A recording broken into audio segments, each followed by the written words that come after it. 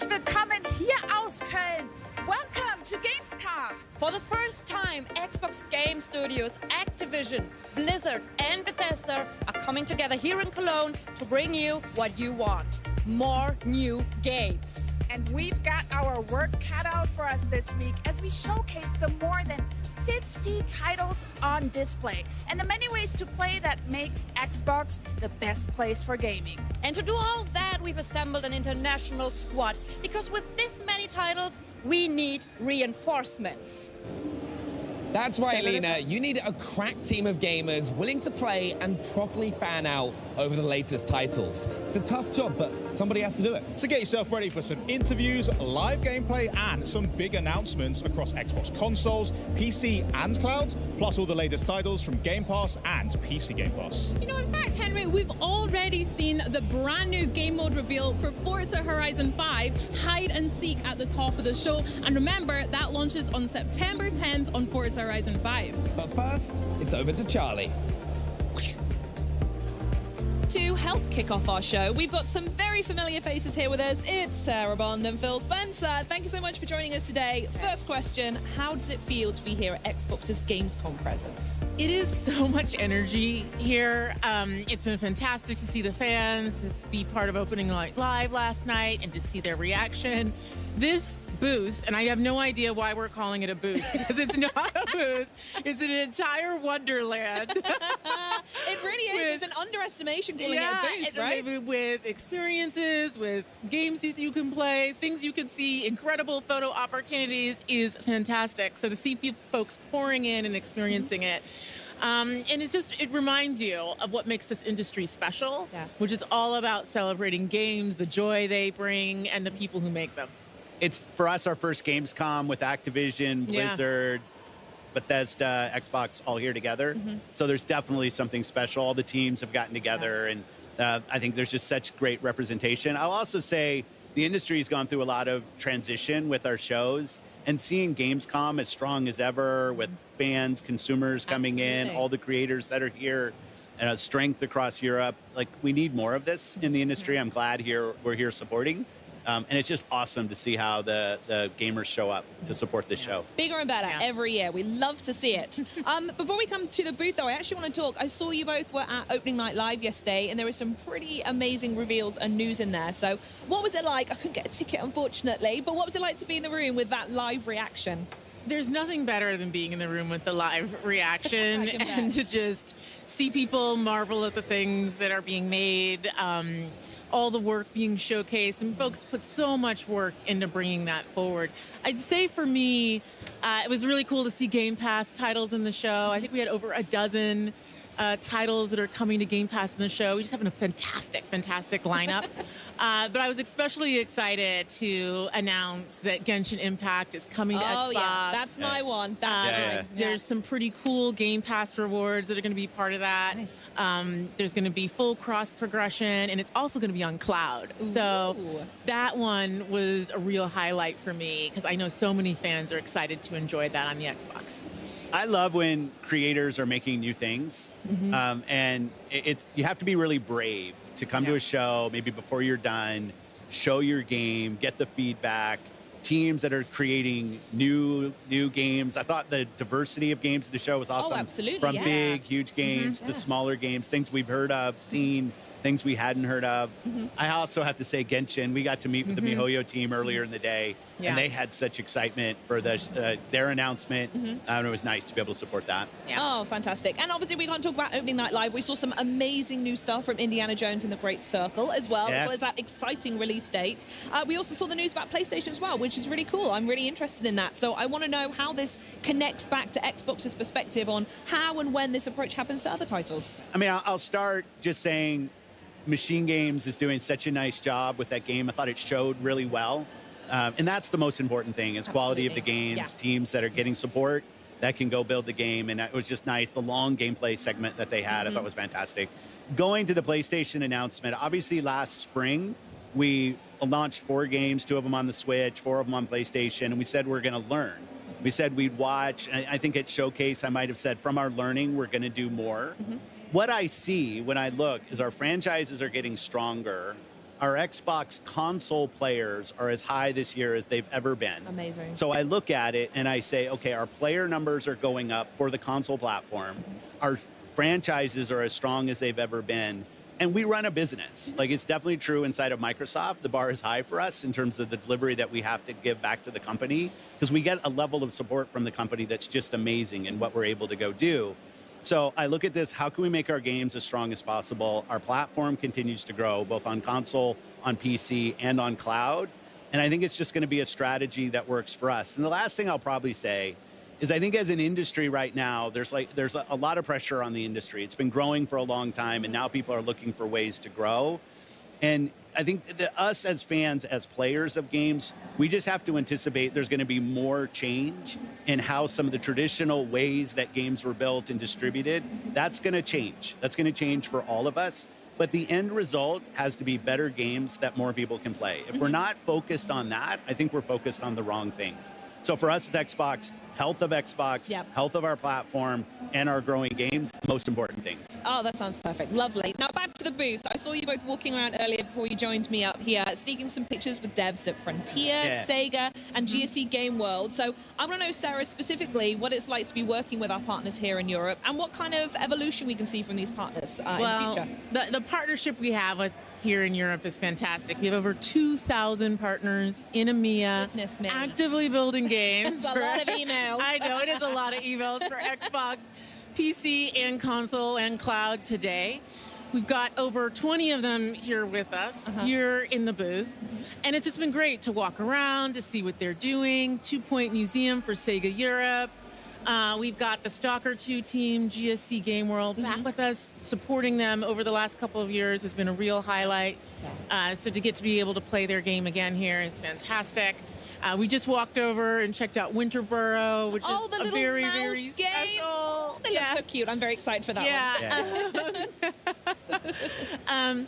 And so it's great to be able to grow here with the partners that we have in Europe. Amazing. And it also comes, as well as the amazing support you've got for local devs, is there's such a huge play base here in Europe as well. Yeah, absolutely. So what kind of special stuff are you seeing from us over here? I mean, Europe's always been really important to Xbox. It used to be we treated this almost solely as a PC show. Well, I'm old enough that I remember we used to kind of take E3 and just show it again. Like, this was back when we didn't really treat Gamescom with the respect that it deserves. Then we were focused more on PC. Now what we find here is putting our games on PC, on console, really matches to the diverse player base we see in Europe. Like, some of the strongest franchises on PC are from here. You have great console support. So the most important thing for us is to show local support for creators, to put games in the hands of people. One thing that's great about Gamescom is you can come and you can play the games. You can feel what it's like to play Stalker or Vessel of Hatred from Diablo. Like, you get your chance here. And I think that's something special about this show, and it's so accessible to so much of Europe. I just love that we support it the way we do. Yeah, absolutely. And with the sheer scale that it demands, as well as you were saying earlier, Sarah, absolutely. With our little city here. Yeah, the little city that we're building. We're the mayors. So I want to speak a little bit more on hardware, as we've gone over it a couple times here. Since I've not spoken to you since the showcase at all, which is criminal in and of itself, but we saw the 3 new options for the Xbox Series X and S. So I was wondering if there's a little bit more information we can share about that. Well, pre-orders are starting today. Yes, Sarah. All right, yeah, get yours in. We're launching on October 15th in select markets. And we also have some very cool accessibility options, which we're going to be talking more about later today. And for holiday and the rest of this year, some very cool console wraps that you can get to adorn your console as you may choose. Christmas list sorted then. Thank you very much, Sarah. Okay, console options done. We're going to hear they'll be coming just in time for Call of Duty Black Ops 6, which is amazing. Cannot wait for that. Looked so good last night in the show. Yeah, oh my goodness me, it was just the campaign silence. from Raven, I thought was just awesome. Oh, absolutely fantastic. Talking of games, I do want to know though, what are you going to be playing? Is there anything you've got your eye on? Last year we spoke about Brotato, and I wanted to give you an update, and everyone at home, that I have now 100%ed Little Kitty Big City, and it is quite possibly the greatest game of all time. But yeah, is there anything on your backlog that you need to catch up on, or anything coming up soon you want to dive into? Well, the Game Pass lineup is making the backlog extraordinarily long. Unforgivable. And it's getting even better this year, both on console and PCs. We've got Aura coming. We have Age of Mythology, Flight Sim 2024, which looks incredible. Oh, yeah. Black Ops 6, of course. Indiana Jones, Stalker 2. Like, it's all like, what, every month there's something pretty amazing. It's a lot of games. There's a lot of games. We like games around here. But I would say, from a personal perspective, super excited for Diablo 4, especially because my father is probably the biggest Diablo fan. So Vessel of Hatred and that coming up. Yeah, the fact that Vessel of Hatred is coming up is pretty big in their world. And then I am excited to play Genshin Impact on Xbox, and particularly to check it out over the cloud. Yeah, very good. We'll have to duo for that one. That sounds grand. Yeah. Love it. Perfect. Phil, anything for you? Well, P3 on Xbox Live, people can see what I'm playing. A lot of Diablo 4 right now. My rapid fire rogue is L100, all my glyphs to 21. Yeah. Having a good time with that. I mean, I just love the game, playing with my friends. Path of the Goddess, Kinesugami, Nice, yeah. like our partners at Capcom doing new IP. It was awesome to be able to partner with them. It's something in Game Pass. As they're investing in new, like, we can actually come in with some financial funding to help support them investing in. And I just love the color palette, the boss design, just a really, really fun game. Some old school kind of tower defense mechanics. I love that. One of the things I get to do every month is I go through the ID selects with the team, and we vote internally on games from different ID developers. Daydreams is a game I'm really liking. Little boy and his toy teddy bear, and kind of a single player type co-op game. It's fun. I'm sold. I think Sounds a couple great. months ago, High Water was a game that's really good. Like, I love when I get a list of games from creators and teams I haven't seen before, and get to dive in. I think there's like 15 of them. I play them, and my vote's just like anybody else's vote in terms of where they rank. But that's fun. A lot of great games, a lot of kind of new things, and things that have been around for a while. Oh, and I'm here, so I'm not doing it. My buggy in Starfield, I'm looking forward. I've been asking for Todd for vehicles. Come on, Todd, I want vehicles in this game. I'm tired of walking around this planet. And I thought the trailer for that looked really good last night, so I can't wait to drive around planets and Starfield. Wonderful. And talking of driving, I'm personally, if anyone's wondering, super excited. Forza Horizon 5 is over there. Yeah. It's the game I cannot put down. Absolutely adore it. So if they've got something new cooking, I desperately need to see New what that gameplay is. mode. Yeah. Yeah. So excited. Well, thank you so much for joining me. Thank you so much for the chat. Please enjoy getting your hands on our lovely city we've got here. But I'm going to speak to these guys here, because if, like me, you've been eyeing up those new consoles, then buckle up, because we want to help you win one. Now, over to Bex with more information. Well, thanks, Charlie. So not only are these honeys available for pre-order right now, anyone watching the broadcast has a chance to enter to win either the 1TB Xbox Series X All Digital Edition, by the way, the 1TB Xbox Series S, both in Robot White, or the grand prize of the 2TB Special Edition Galaxy Xbox Series X. I mean, look how gorgeous that is. To enter, just head over to twitch.tv/Xbox, check out the rules and all the info in the chat. And best of all, good luck. So, next up, we saw Forza Horizon 5's new gameplay mode reveal at the top of the show, the hide and seek. We are now going to look at some new wheels that have been inspired by Dallas Maverick star Luka Doncic, and best of all, blessed by the GOAT himself, Michael Jordan. So let's have a look.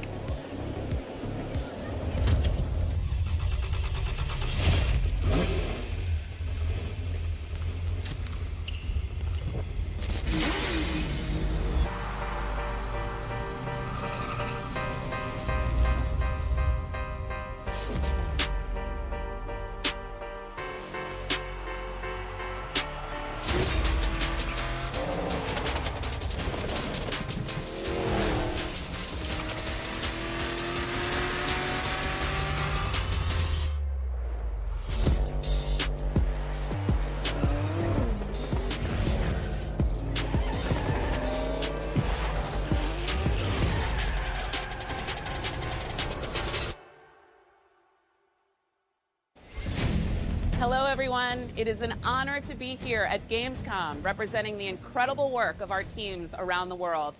We have a lot going on here in Cologne on the show floor. Right here behind me, attendees can experience the demo for the Diablo 4 Vessel of Hatred expansion.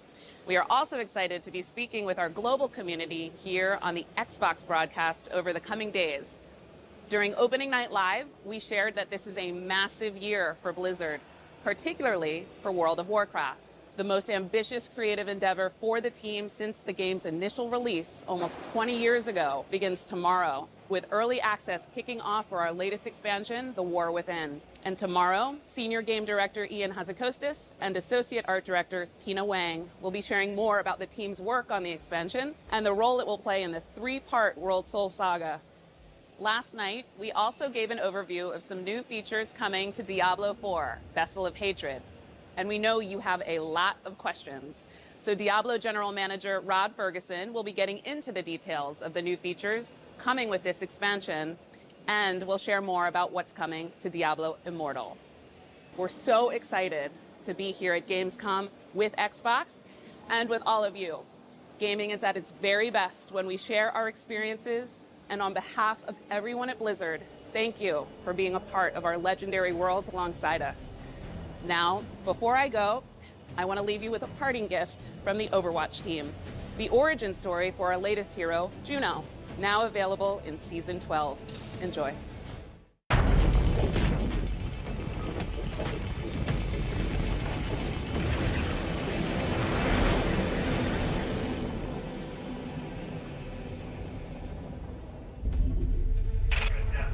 Flight, we're wondering why you haven't fired primary boosters yet.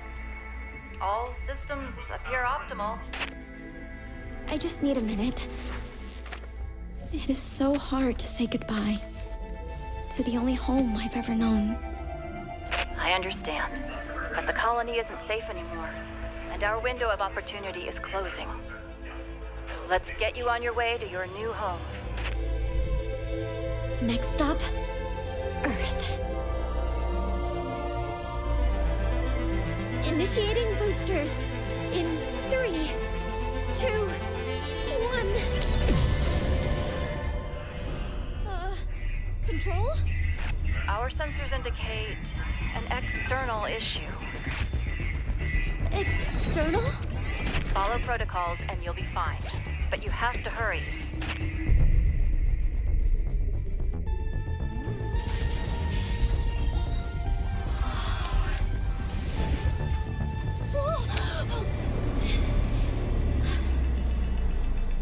Careful. I'm going to find a way to save you. All of you.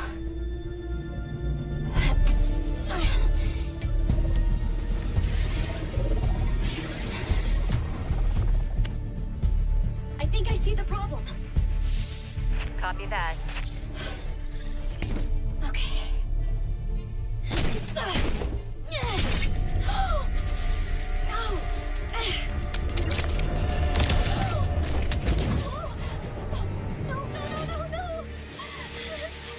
Don't panic. You're okay. I am definitely not okay.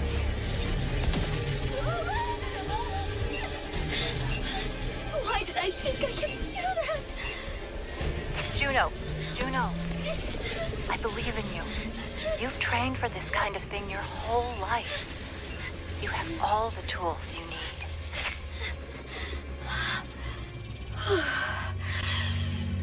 Okay.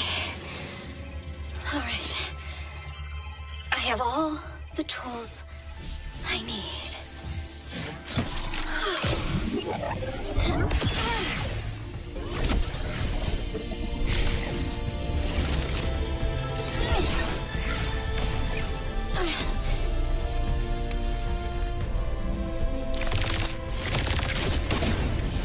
Control, problem solved. Hear that? We're all so proud of you. I want you to live a long, happy life on Earth, sweetheart. Always remember, I love you.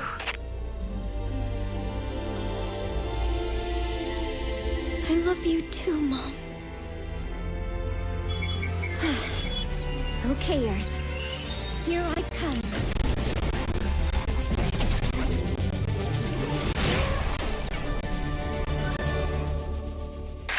Attention, unknown craft. Halt your approach and identify yourself. It is too late to halt. I'm coming in very hot. Who is this? This is Overwatch. I am tracking your trajectory and will have someone meet you. For my records, where did you come from? I am from Mars, and my name is Juno.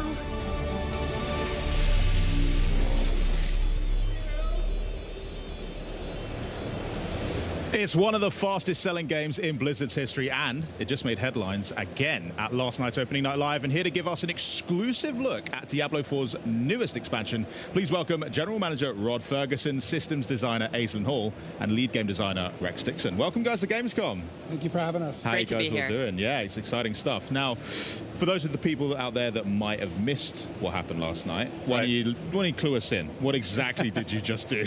Yeah, well, last night was exciting. So our game director for their Vessel of Hatred expansion, Brent Gibson, got on stage and he talked about something that we've been going even deeper on the expansion. You know, we've talked about the Spiritborn, the class, we've talked about the new zone, Nahantu, talked about the new story campaign, but we're like, there's even more in the expansion than that. And so we really want to get into like different ways that people want to play the game. And so we introduced the Undercity of Kuras, which is our new dungeon, which Rex will talk about. We have our new Dark Citadel, which is our multiplayer co-op. And then the big thing was our trailer last night for our Mercenaries. Ah, Mercenaries. Now, let's talk about them for a sec, because this is a brand new gameplay feature. We'll talk about new class and all that kind of stuff in a sec, but Mercenaries seems really interesting. You showed off like this vignette with 4 different characters. I mean, introduce us to them. Who are these people? Why did it feel like the right time to bring it in now? And how do you hope players are going to engage with the Mercenaries? Yeah. Rex? So I think the franchise has a legacy of followers and mercs, and we wanted to really reimagine that formula. And so we added this feature called Mercenaries to the game. There's 4 mercenaries that you can recruit. One is Rahir, one is Variana, Subo, and Aldkin, the demon child, which everyone got very excited about at the show the other night. And so there's a lot of depth in mercenaries. So you'll meet Rahir in the campaign. He'll introduce you to this hideout called the Merc Den. And within the Merc Den, you can find these quests. You have to go on these story-based quests to actually acquire the Merc in order for them to party with you. So each Merc has his own backstory, his own personality. And then once you acquire them, you can bring them into your party with you. And essentially it facilitates a way that solo players never have to feel like they're alone again. Because now they have this friend, this partner who can adventure with them. And so one of the ways that you progress your Merc is you have each Merc has their own skill tree. And you can sort of pick and choose which skills you want them to have. And it's a really nice way to complement your build. So whatever build you're trying to go with, you can have the Merc set up so their skills kind of match and overlap with your own. We also have a system called rapport. The more you work with a Merc and the more you adventure with them, the more they can sort of give you more benefits and they can kind of grow in power.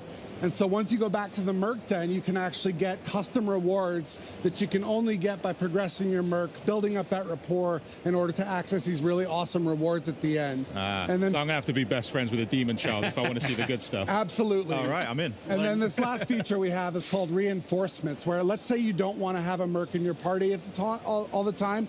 You can actually say, when I use this skill or perform an evade or something like that, I want this reinforcement Merc to jump on the field, perform an action, and jump back out again. Yeah. So there's a lot of depth, a lot of fun, and some great storytelling in the Mercs feature. Just to check, so Mercs, you can equip one at a time to complement your character, but you can access all of them and try them all out, see which one works best for you. Correct, and you can mix and match your combo, so you can have 2 Mercs, and one is your main Merc and one is your reinforcement. Oh. And if you're in a party, the party leader can bring a Merc with them. Sick. Yeah. So 5 things happening, because there wasn't enough on screen already. I agree. Yeah, great. Well, have you got any particular favorite Mercs that you like playing alongside? For me personally, Rahir, because Rahir's a dad, and his daughter is introduced in the campaign flow. Oh. And so I kind of like associate myself with him because I'm a dad as well. I got 2 boys. Right. But also, like, I have a problem when I play Diablo, and I'm always speccing into damage and DPS at the expense of my defensive skills. And so Rahir has this buff called Resiliency, which actually increases your armor, increases your defensive buffs. And so I actually rely on that to stay alive when I'm playing the game. Nice. Aislinn, how about yourself? Yeah, I absolutely love Variana.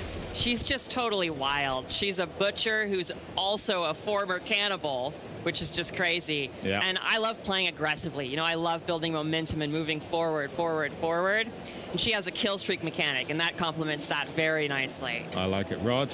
I mean, the Demon Child. I think it's such a unique character in our world, and that explosive power, and the fact that it has the sort of the two sides, the human side and the demon side, is really cool to sort of complement the variety on the battlefield. Okay, well, you've picked 3. I'll take the one left over. You have Subo. Yeah, I'll pick Subo. I mean, who doesn't love a drunken archer, really? I mean, that's... Exactly. You know, Thank you. Well, that sounds like a lot of fun, but now, as promised, why don't we cover some behind-the-scene looks at the making Diablo 4 Vessel of Hatred. Check this out.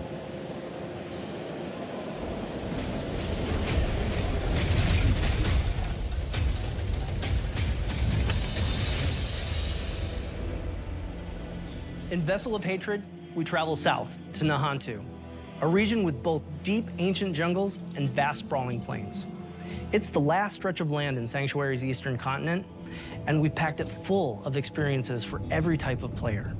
In this expansion, there's a whole lot to explore under the dark canopy of Nahantu. Nahantu is the southernmost region of the eastern continent that Diablo 4 has been taking place in. It's the last region that we haven't visited yet so far in the game, but it is one that we've been to before in Diablo. There's lots of new areas. We have 6 in total. 4 of them are jungle themed, and then we have 2 that are Red Rock Canyon, but each one of them has their own unique identity. When you first arrive in Nahantu, you're in this place called Lingering Hatred. This is high treetops canopies where you're almost walking amongst the branches high above the jungle floor. Imagine a thick canopy that the light is just barely poking through. The whole area has been infected by this thing called the Hollows infestation. The Hollows are a new enemy that's associated with Mephisto. They themselves are kind of like a tar-like substance creature born straight out of the depths of hell. It feels a little twisted. There's a sickness to the area itself. Humans have ventured into this deep part of the jungle where there's all this poisonous plants and flora. The dregs actually started experimenting with eating these hallucinogens, and it put them into this aggressive psycho rage. The dregs were pretty fun because we were able to push more variety in the monster family. You have one of these tall dregs and then half of a body of another dreg on top of it, kind of controlling it and telling it where to go and tossing poisonous bombs at the player. When you come across it, it's very memorable. And then we've also got the area of Tenganse, where you've got the Tenganse Plateau, which is full of these red-rocked plateaus and canyons. Imagine getting up above the land. Those gigantic walls have pockets inside where monsters could live. It offered up a lot of opportunity to bring back a monster family like the Lucuni. We're bringing them back in a new way here as a fully fleshed out monster family with multiple classes. What a more brute force looks like, what a caster looks like. They are very much apex predators, and we're definitely in their territory. And then there's a little sub-area called the Skittering Earth. The name alone makes your skin crawl. It's bug infested, and you can see how the bugs have destroyed the jungles and kind of input their influence on it. Within the Field of Giants, you have these giant corpses of these long-dead demons that humans have begun to mine away at for their resources. While they've got a lot of use out of them, they're also toxic to the land around it. The notion of massive demons walking Sanctuary 1,000 years ago is really thought-provoking. Plateau's also got just this beautiful color scheme to the lighting. It's really lovely to be there. And then horrific at the same time, you know, it's great. The mercenaries in Vessel of Hatred are a group of people who we like to describe as ordinary people with extraordinary skills. They have the same level of will to fight against the demons of hell. And there's 4 mercs that you can collect over the course of the campaign. It starts with Rahir, a blacksmith and a shield bearer, is more a defensive fighter. He's able to go in there and soak up damage, use his shield as a bulwark against the enemy. You meet him early on in the campaign, and he's one who introduces you to the mercenary network. You end up finding acquisition quests for 3 other mercs that you can find throughout the course of the story. Subo, the drunken archer, is gonna work really well for people who want someone who's out of the main melee, in the back, offering utility and that kind of range support. Then we have Variana, a berserker crone, who's a melee combat fighter, close range. She's got a really cool combat meter, a massacre meter, where you need to keep killing enemies to get the meter to be filled. Just got a bunch of really interesting utility skills that you can kind of build in. Finally, we have the demon child Aldkin, who's a magic user who can transform himself from human form to demon form and join you in combat. There's this really great reinforcement ability where you can take one of the mercenary skills and attach it to one of your powers so that when you use that skill, it calls them in to do a specific skill. With the mercenaries for Vessel of Hatred, one of the things we are expanding on is the skill tree. For Diablo 3, you had a very basic type of mercenary, but this time you can actually push a little bit more into the skill tree and make the mercenary the way you would want to play. Going through each mercenary progression arc and outfitting their skill tree so that it's complementary to your character build, I think that's where the fun in the mercenary system really lies. The Dark Citadel is a new in-game feature that's coming in Vessel of Hatred. It's an entirely cooperative player experience. All the mechanics within it are based around you working together with your party members to solve the challenges and face the first Khazra hordes within.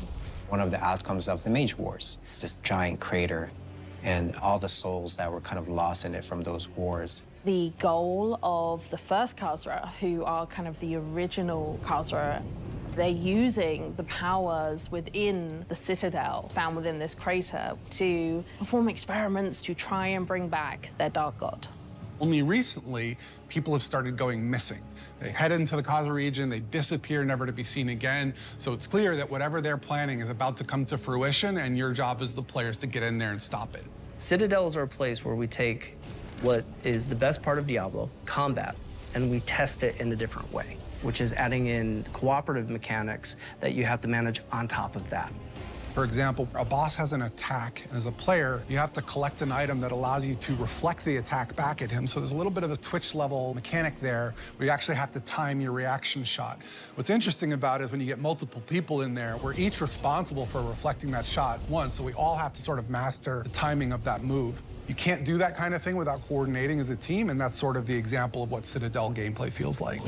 When designing the Citadel, we designed a lot of really cool bosses. And so one of the things that we did is we took that design and made like armor sets for each of the classes. That way you feel like you took their armor and you feel like you're wearing a little bit of them after your victory.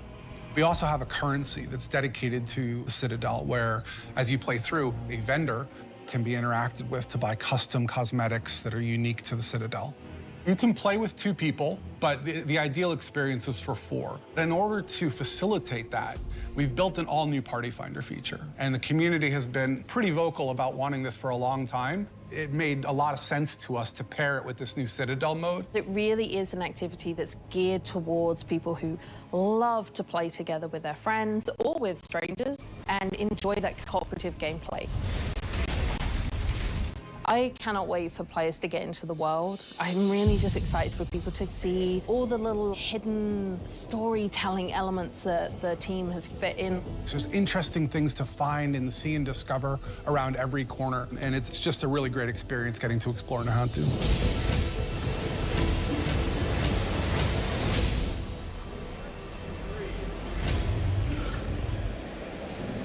I mean, Party Finder, that is a fantastic idea. I mean, the amount of times I log on and a buddy's not there or whatever, now I can fill that gap. And who needs friends anymore, right? So, there was a lot in that. I want to talk specifically first about the Dark Citadel, because as a guy that's into his endgame activities, that's a really creative way to bring players together and actually work things out. So tell us, what actually will players have to do inside Dark Citadel to earn some rewards, get through it alive? So it's really a unique model for us. And again, Dark Citadel is built towards endgame. And we're doing more in Vessel of Hatred to push players through the campaign and then into the endgame, where we think some of the best content is. So Dark Citadel will require at least 2 players to get through, and requires a lot of communication between players to overcome challenges. Every week there's going to be updated rewards, so there's always a reason to go back and do it again, because there's going to be some new stuff in there, including one very big fan-requested feature, which is our Scroll of Retempering. So no more bricked items. You'll be able to apply the scroll and get all new tempering charges on that item. So I know everyone's very excited about that, and Dark Citadel is the best place to go to get that. Excellent. Well, there is a lot in that, but it isn't the only thing that you're launching on October 8th. So what else we got to look forward to? Yeah, so on October 8th, we're also going to be launching Season 6 alongside Vessel of Hatred. And Season 6 is going to have a ton of content that's bespoke. It's totally separate and unique to Season 6, and it's going to be free for all Diablo 4 players, which is awesome. Nice. We're going to be talking a lot more about the details of the content of Season 6 in the coming months, but there's not going to just be new content coming in Season 6. Alongside Season 6 and Vessel of Hatred, we also have major character progression updates coming to Diablo 4. I'm going to have to ask for some specifics, surely. That teases me too much. What else you got? Yeah. So if you're familiar or you've played Season 4 Loot Reborn, you know we did a lot of itemization changes that kind of fundamentally altered a lot about how you're playing the game and how you're getting rewards. The scope of the character progression changes that are coming in Season 6 it's the same. Like, it's the same grand scale. There's a lot of changes coming to character progression, a lot of improvements coming. I'd love to talk a little bit about the goals and also a little bit about some Paragon changes that are coming with the character progression updates. Yeah, so really when we were thinking about these changes, we took a bird's eye view and we wanted to think about how can we make put the power in the player's hands of how they want to interact with the challenge that Diablo 4 provides in the game. We wanted to make sure that you could opt in to your challenge level that you're comfortable with so that you can set your own pace in any activity throughout all of Diablo 4. And so we've applied, basically, you know, if you've played Season 4 Loot Reborn or you've played some in Season 5, you might be familiar with the Profane Mind Cage. That's an item that allows you in the Hell Tides to up the level of the monsters, up the difficulty, but you get more rewards as well. And we've kind of applied that philosophy throughout all of Diablo 4. You can kind of opt into your own challenge and then get more stuff because of it. Sick. And then alongside that, we also have a lot of changes coming to Paragon.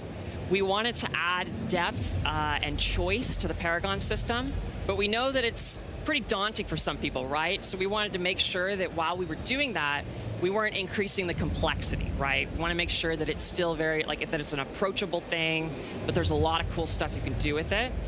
And I could go on forever and ever and ever about this for hours. But we're going to have a lot more details in a developer live stream on August 29th. We're going to have a campfire chat where we're going to be talking all about the specifics of these things. Awesome. I'm absolutely buzzing to see it. I mean, the best way to phrase it is like what Season 4 did to loot, Season 6 will do to progression. Excellent. And the thing too, but just go back to the Party Finder, like there's things that people look at, like what's part of the expansion and what's not. Party Finder is coming to the game, not just to the expansion. So, oh, great. And what's great about it is not only can you access it through the social menu that you can see, or you can access it through your remote wheel, you can actually access it from the map. So when you say, oh, I'm going to go do this dungeon, you can say, and list it as a party that people come join me in this dungeon. So it's a feature that's going to apply to the entire game. Excellent. Yeah, and I should also mention, in addition to Dark Citadel, we have another mode that we're bringing to the table, which is called Undercity. And Undercity is a time dungeon where you want to beat it before the timer runs out. And that mode has modifiable rewards. So you get these things called tributes, and depending on which tribute you use, you can modify and scale your rewards with the difficulty. It's a really cool mode. We're really excited. And one of the reasons we built these two modes is this concept of new ways to play. Right? People love our game. They love Nightmare Dungeons. They love Whispers. They love Hell Tides. But what we really want to do is make sure we have enough canvas so that every user can find something that is uniquely suited to them. And that's what New Ways to Play is all about. Me and my friends, we just love being able to have a bit of choice, which is really fun in Infernal Hordes in the current season, for example. Right. And being able to tailor exactly how messed up we want this level to get is really fun. So the fact that it's getting applied to more aspects of Diablo that's awesome to hear. But between now and the Season 6 launch and Vessel of Hatred, what other activities can players get up to whilst they wait? I mean, really, just jumping into Season 5, you know, like you were talking about, Season 5 continues the pace of Season 4. You can level up really fast. It's very exciting. The Infernal Hordes is a great new mode. Which is fun. Like, it's sort of a horde mode where wave after wave are coming after you. You can go and fight the Fell Council to get your rewards from that. But that's really the big thing. And just even if you haven't played through the campaign yet, that's one of the nice things about on the Vessel of Hatred is that it is a continuation of that story. So where Neyrelle left at the end of the game, you can pick that story up and you get to continue and play. So if you haven't played through the campaign yet, now's a great time. And I would be, I have to also do the pitch, right? Like, Go like on. It's an awesome time to pre-purchase the expansion. One of the things we had some great incentives before, where you get the new cat mount, you get new armor, you get pets now, you get snow leopard and the tiger that'll follow you around and pick up stuff for you. But with last night, we actually added 2 more, where not only do you have angel wings that we had before, we added demon wings last night. So if you've already, so if you've already pre-purchased, you'll get your demon wings. They're coming, or they're there. But it's a good time. And then we actually added with the deluxe and the ultimate edition, we've actually added 1 month of ultimate game pass. So if you haven't jumped in yet, or if you want to add an extra month onto your subscription, pick up the pre-purchase, and you'll get an extra month. And I already got my code last night. I watched the show, got back to my hotel room, and there was my code for a month of ultimate. So it was awesome. Now you got to find some other games to play while you're on that as well. In between Diablo. Is that possible? I don't know if that's possible. That's true. I mean, I've already put in quite a few hours into the current season, and it's so much fun as is, and I just can't wait to see the Season 6 drop as well, and Vessel's looking great, new class as well. I mean, thank you so much. I don't know what else I'm going to play in the meantime. You guys have just killed all my free time. Well, it's great.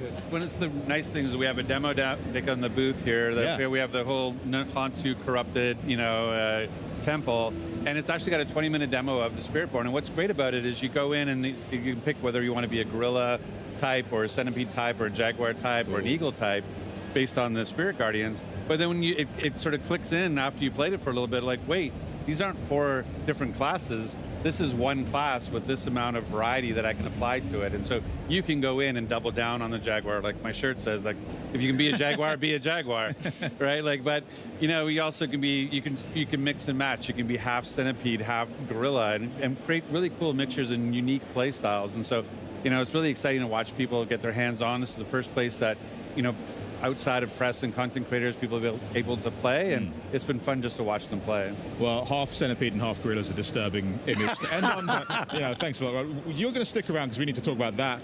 Rex, Aislinn, thanks so much for joining us. Changing gears now, though, we are, for those of you who have been counting down the days to September's Diablo Immortal major update, we've got a sneak peek at the making of Immortal's hellish bosses, including the rebirth of the Dark Lord of Terror himself.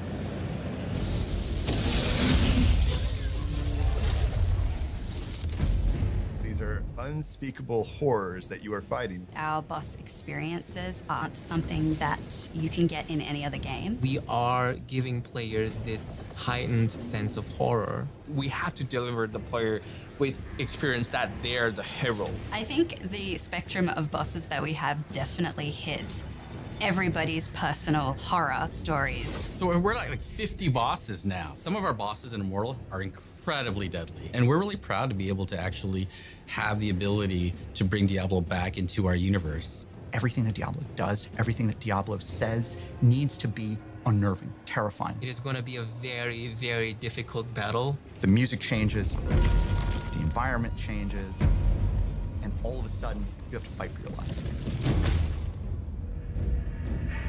The process of designing a Diablo boss is usually quite organic. It really depends on the boss. Sometimes it starts with a cool mechanical idea. Sometimes it starts with kind of a narrative germ. The story team is going to have a lot of say in terms of like, what is the fiction behind the boss? And so what is the feel behind the boss?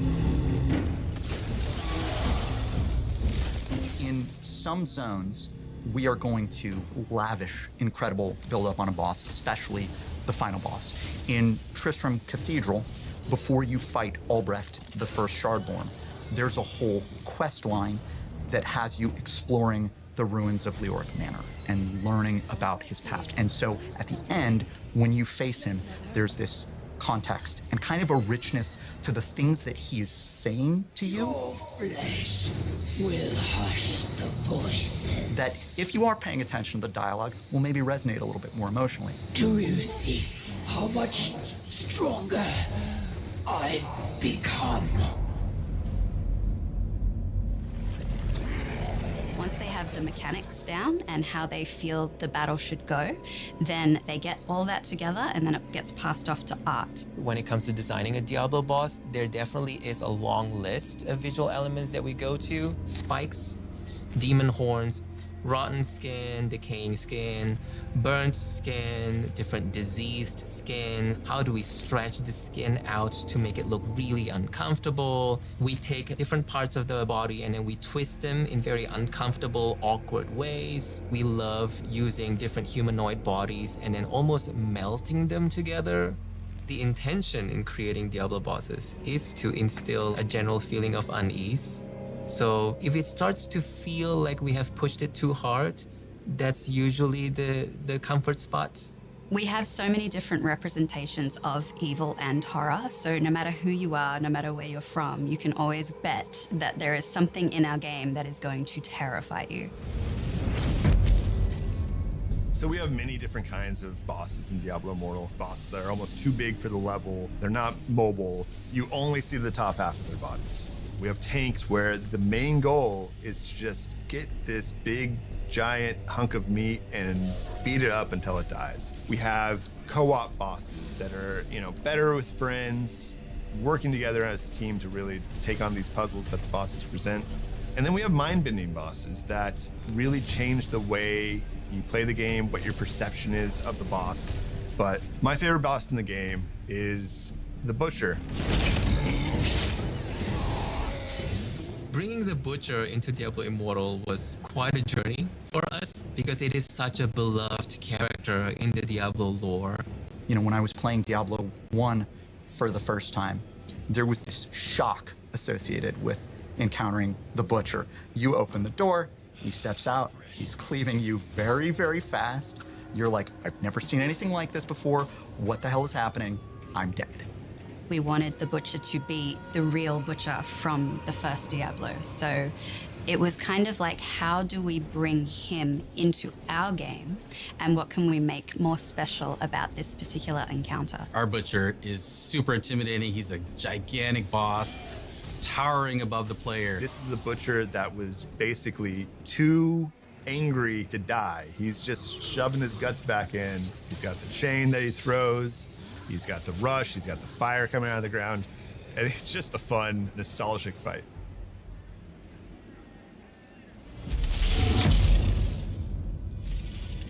We've been building towards this encounter with Diablo since the launch of the game. Diablo is the Lord of Terror. His food and drink is the fear of other beings. He has this very recognizable silhouettes with his giant horns on his head and also down his back. He has this very intimidating smile that is signature to Diablo. Diablo having a World Stone Shard means he's entering the nuclear age. He is now walking around with a weapon of mass destruction to bend reality, to perhaps create new realities. The whole team is excited. It's electric. Getting to bring back Big Red and then unleash him not just on one boss fight, but on an entire zone, on Sanctuary itself. This Diablo is going to deliver a very epic experience, as good as any other Diablo games. It's going to be the best Diablo ever. I said it here first. It is going to be possibly the most difficult battle in the game ever.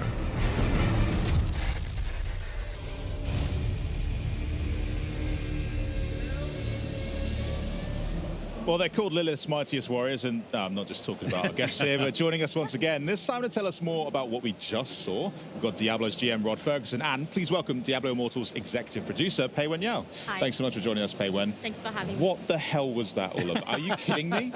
That's got huge implications for the lore of Diablo because you're bringing him back. Yeah, well, Tell me about this. I mean, it's a thing that I don't think everybody really knows what Diablo Immortal is, really. So let's start with there. Okay, fair. Like, I think Diablo Immortal, the way to think about Diablo Immortal is our free-to-play offering in Diablo. It's a way to bring more players in. We wanted to go where the players are, and we were like, okay, not everybody is part of the mainline Diablo 4 world. So this is a way to reach players where they are. And so we have this great free-to-play, huge campaign, over 11 zones. You get 8 classes. We just added 2 over the last 2 years.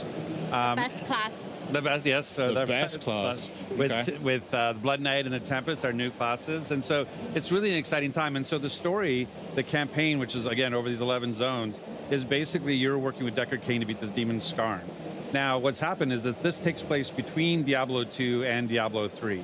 So that's why Deckard Cain's still alive, and we're able to bring Diablo back. So it's a really exciting time, and this is what this whole year has been leading up to. This is the year of the Age of Unmaking. This is the return of Diablo, and they've been building towards it for like over the last couple of years now. Yeah, totally. I think, you can tell Diablo is very, very major character in the Diablo franchise, and we have that on our splash screen all the time. So I don't know if it's a plan, but this is truly the most important chapter of the story that where it starts.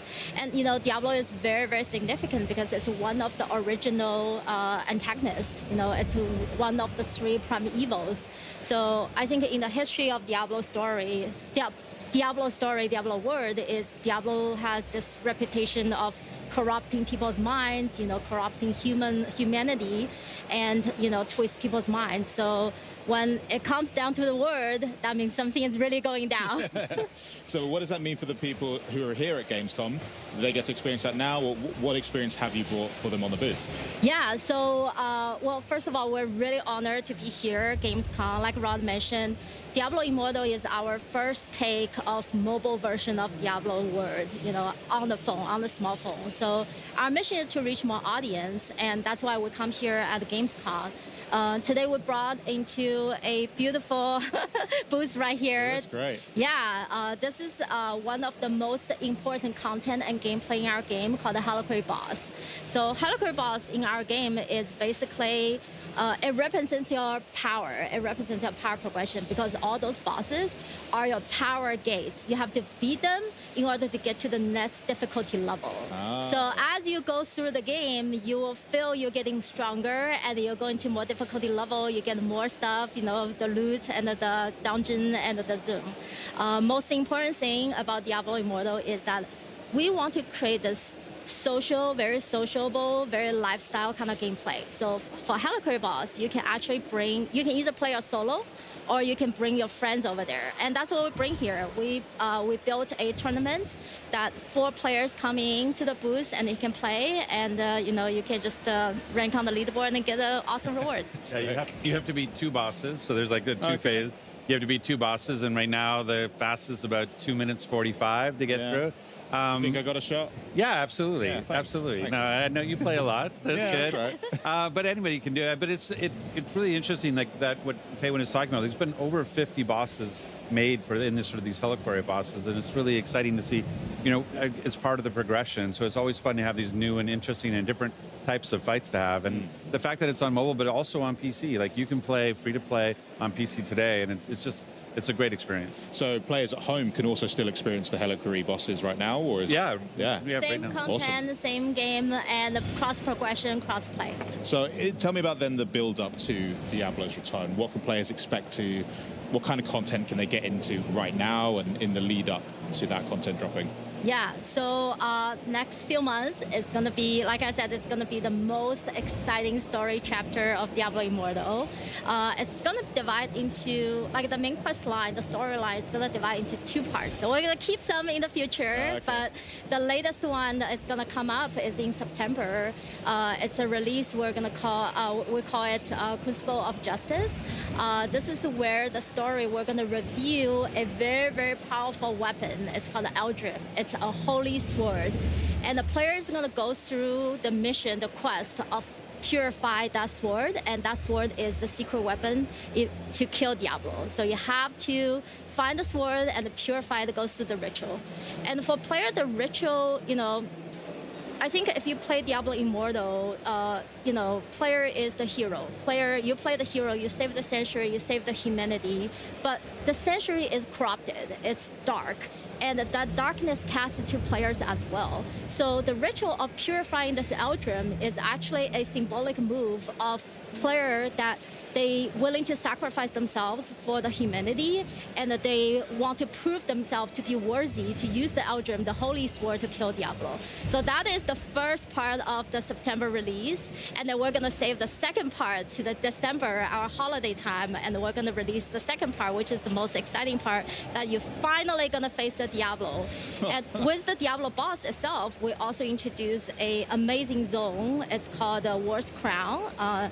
Zone is one of our very, very important content in the game as well. It's beautifully designed. Not traditional concept of beautiful, but it's... Yeah, I don't think I've ever heard the word skin used so many times. I'm a little concerned, but I'll trust you guys. It fits the word. It's beautifully designed. It's very dedicatedly, created. And it's icy, it's barren. And it's that way is because Diablo travels through that continent and transforms the place. Wow. So it's like very depressing, all the cast coming down to the earth. Well, that's why, players are here to save the world. And when player travels through this War's Crown, you're gonna encounter a lot of enemies. You're gonna defeat them. Eventually, you're gonna encounter Diablo as the final boss. Yeah, I mean, Tyrael. Like Tyrael is like, when you think about like recognizable characters in the Diablo lore, Tyrael, the Angel of Justice, is one of the top ones. And so this is what's really neat about the story, is that it takes Tyrael's sword, Eldruin, and that's the sword you have to use to defeat Diablo. And so that whole idea of, hey, while I've been fighting Skarn and getting these World Stone shards, I've become corrupted and I have to get purified over in the Cold Isles so that I can actually be worthy of this sword. And taking that sword and then being able to use it against Diablo is just a really cool moment. I mean, you said in the video as well that this fight with Diablo will be the toughest fight players have ever... I mean, is that true? What are you possibly throwing at us? Because you also just showed us like a 20-foot butcher. So, what's Diablo? What's he going to do to us? Anything you can share there? Yeah. Oh, well, I'm going to see how much I'm going to spoil here. But Diablo boss is going to be the hardest one that the player is going to encounter. Because Diablo is such a classic character, so we still take a lot of, the classic skills from Diablo. So, it's still featuring fire, lightning. So if you go to the battle, have some equipment, have some gears that with the fire and lightning resistance will be helpful. I remember. And because you're bringing the Eldrim to the battle, right? So when Diablo calls all his Diablo soldiers, and they will swarm over to you, and you have to beat them really, really fast. And that beat up of those enemies actually gonna recharge your Eldrim. It's gonna make the Eldrim ready to, make it good use. So and by the end, I'm not gonna hint the real end. Oh, come on. The real end, you're gonna see this beautiful cinematics. It shows how player take Eldrim and eventually kill the Diablo. So that's all so exciting. I can't wait to... Well, I'm gonna have to go and set a time on the booth to make sure I get a chance at that leaderboards. But I want to thank you both. So we have the Inaria statue, the really big one that's the size of the... I want it. Yeah, you're going to fight me for it. I'm taking it. I can't. They're going to kick me That's out. what we're doing straight afterwards. We're all going down, and I'm going to come out on top, all right? Awesome. Well, thanks so much for joining us. I hope you enjoy the rest of your Gamescom as well. Coming up, though, the team from Stalker 2 is here with the latest from the sequel, Heart of Chernobyl. Sick.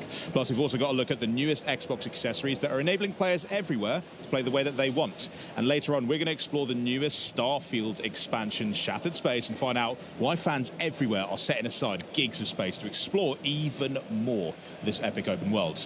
But first, do you know what's great? Xbox Game Pass. Yeah, take a look at this. Welcome to the gameplay commentary of our new game, Lonely Mountain Snowriders, which is the spiritual successor to Lonely Mountains Downhill. It's a skiing game in which players need to find their own way down the mountains in a wild and beautiful mountainscape. Our most important new features are a real-time online multiplayer in which up to 8 players can play cooperatively or in a competition, as well as a new trick system that allows you to pull off awesome-looking flips, spins, grabs, or super cool combinations of them all.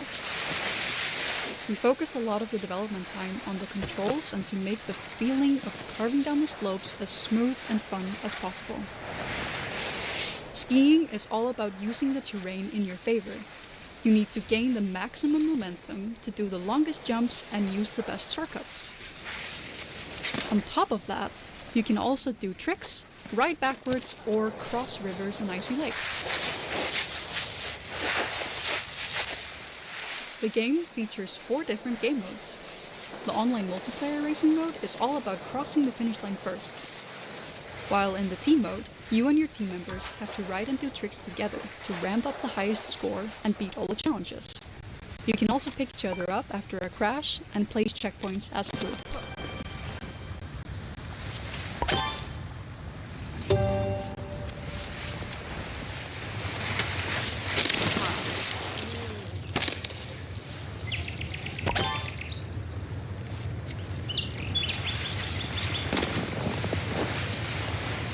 In the solo mode, you have to beat challenges to unlock new mountains and trails. You can also try to reach the top of the leaderboards, or beat your own ghosts.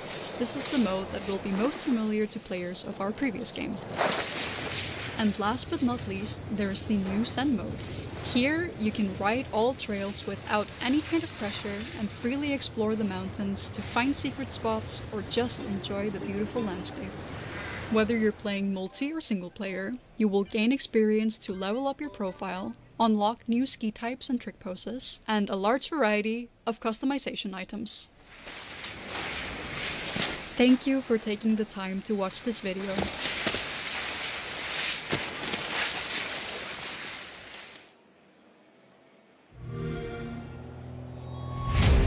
I like it. I'm a cut if I like it. I like it. I'm not the carbon copy. I'm the push you know. I'm dropping these like heartbeats. I like it. I like it. I like it. If it's got speed, I'm driving. We just take some island. I like it. I like it.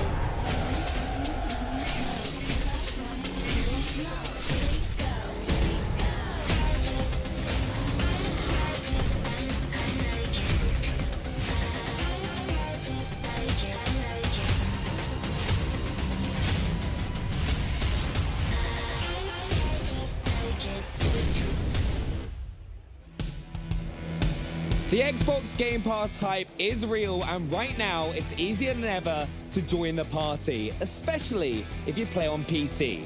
Why? Because PC Game Pass is designed for PC players. Get new games on day one like Call of Duty Black Ops 6 on October 25th. Play some of the biggest games of the year and unlock partner benefits from Riot Games and EA Play. And if you're not already a PC Game Pass member, join now and get your first month of PC Game Pass for $1 or €1. This offer won't last long, so act now. But first, this post-apocalyptic horror action title is set against 64 kilometers of eerie, explorable area. It's also one of the most anticipated games of the year, and here to bring us back into the zone with some never-before-seen gameplay of Stalker 2, Heart of Chernobyl, please welcome game director Eugene Grigorovich. Eugene, welcome to the show. Yeah, thank you. Thank you for inviting. No, honestly, it is so exciting. We've got it on the booth here at Gamescom. I've been able to get hands on. I'm so excited for you to take us through what you've brought with us today. But how's your first Gamescom? The previous was a year ago when we bring our demo, which was shown just on the PC. Yeah. And today we are bringing another demo, which we launch on Xbox Series X. And from our experience, it's looking very good. And we are happy for what we bring here and what we get the first impression from the players and the press. And till now, I'm happy from what they are telling us about the Xbox build. Yeah, I got to have hands-on with it, and it is so much fun. Because what we're going to do as well is we're going to hop straight into the gameplay that you're going to talk us through. So anyone watching who's excited to see Stalker 2 for the first time, if they haven't already, can see what they're going to be getting their hands on. So what are you are we going to bring the gameplay up so we've got it on our screens? So as we go, if you want to talk us through this gameplay, so we can know what we've got coming up. Yeah. I'll take this part. So here the player is doing his first quest, and he got a scanner, a device. Player at this point doesn't know a lot about how it works and what it's for. He just got information that it somehow recharged an artifact that's put it inside it, and that if it got successful, it's gonna bring a lot of let's say money. Maybe something else. So at this point, player don't know what is the goal of the character, why he's doing it, and he's learning the story about your character also by doing this quest line.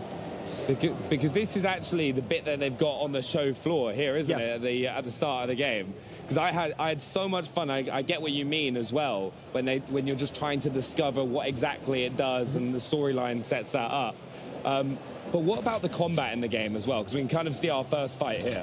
Yeah. So it's a group of bandits. They were resting just nearby in their camp and doing their cheeky-breaky stuff. And then they saw that something happened. A wall was destroyed with a huge noise. They just turned up going to see what's happening and found you, a player, and it's amazing as well, because I found myself when I was playing this I was like the flashlight turning on and off, and you can also like lean around corners, can't you, to kind of like engage fights from like a bit of cover. Yeah, so it's very important in this game to have a proper tactics. You should hide a lot. You should use your medkits. You should survive grenades, because AI is very pushing and challenging. They're trying to outcome you, to go from other side, and it's pretty stressful. So it's a first fight. It's very simple fight against 3 bandits, but as from what we can see, it's often lead you to several deaths. It's very unforgiving as well. And we just see as well, I found that it's like a big part of the game is like looting. So what kind of things should people be looking out for when they're looting? Yeah, so the part of the game, so while we are fighting, we are losing our resources, consumables, food, ammo, and after the fight finished, we have to get through the dead bodies' pockets to find some ammunition, maybe loot their camp to restore what we just spent, because without it, we just run out of ammo, and the player would be like stuck. Because that's the big thing I have. I am very trigger happy when it comes to first-person shooters. Like, I fire way more bullets than I should. And then I found myself as well, I was like, I need to go check every building that I can because I need more ammo. Like, what kind of advice would you say for players hopping into Stalker 2 to spend their time in the world? So the reason why you should discover and look for some stashes in locations is not because you just want to find some items, but because it's interesting to discover this abandoned place where was some living some time ago, and where is some story behind it. And when you are just walking around and looking for the corners, and it's beautiful there, you can surprisingly find something stashed there, because it's a stalker stashes. They use some stashes for their next journeys, because they can bring like hundreds of thousands of kilograms. They have to make some stashes for there, and players sometimes find them, and it's often rewardable, and often it's very rewardable, because you can get a huge equipment boost by just going to some building you didn't expect to find anything there, but it could be there. That's what I found. I found myself like an assault rifle when I just had a pistol to start with. I was like exploring buildings and found that. But the game also, it looks amazing. Yeah, this is the start of a next fight. The player, we have some stealth mechanics. Yeah. So it's not very as you used to have a stealth in the game, it doesn't offer you like ability to be invisible for enemies. No, they will see you and shoot you, but at least it allows you to get slightly closer, to find better position to start the fight, and or maybe to initiate the fight with a grenade, so it would be easier for you, and then the fight is pretty challenging. Yeah. And you have to watch your hit points and your state, because you could get bleeding, and you have to use a bandage to stop this bleeding, because it's gonna last for long, and you're gonna lose a lot of hit points if you not stop and use the bandages. Yeah, because you have multiple ways of healing, don't you? You've Yeah. got like the bandages to stop the bleeding, but there's like different types of med kits that you can find Yeah, as well. you can have a regular med kits, medical med kits, and an army med kit. Yeah. And they provide additional boosts, but mostly it's restoring the hit points. But also, if you are not in the fight and you just need to recover a small portion of health, you can just eat, and it will also bring you a small portion of hit points. See, that's what I loved as well. I found like there's so much resource management that you have to like pay attention to as Stalker, which really gives you a different challenge. So it's like you said, if you don't eat, you're going to perform worse in gunfights.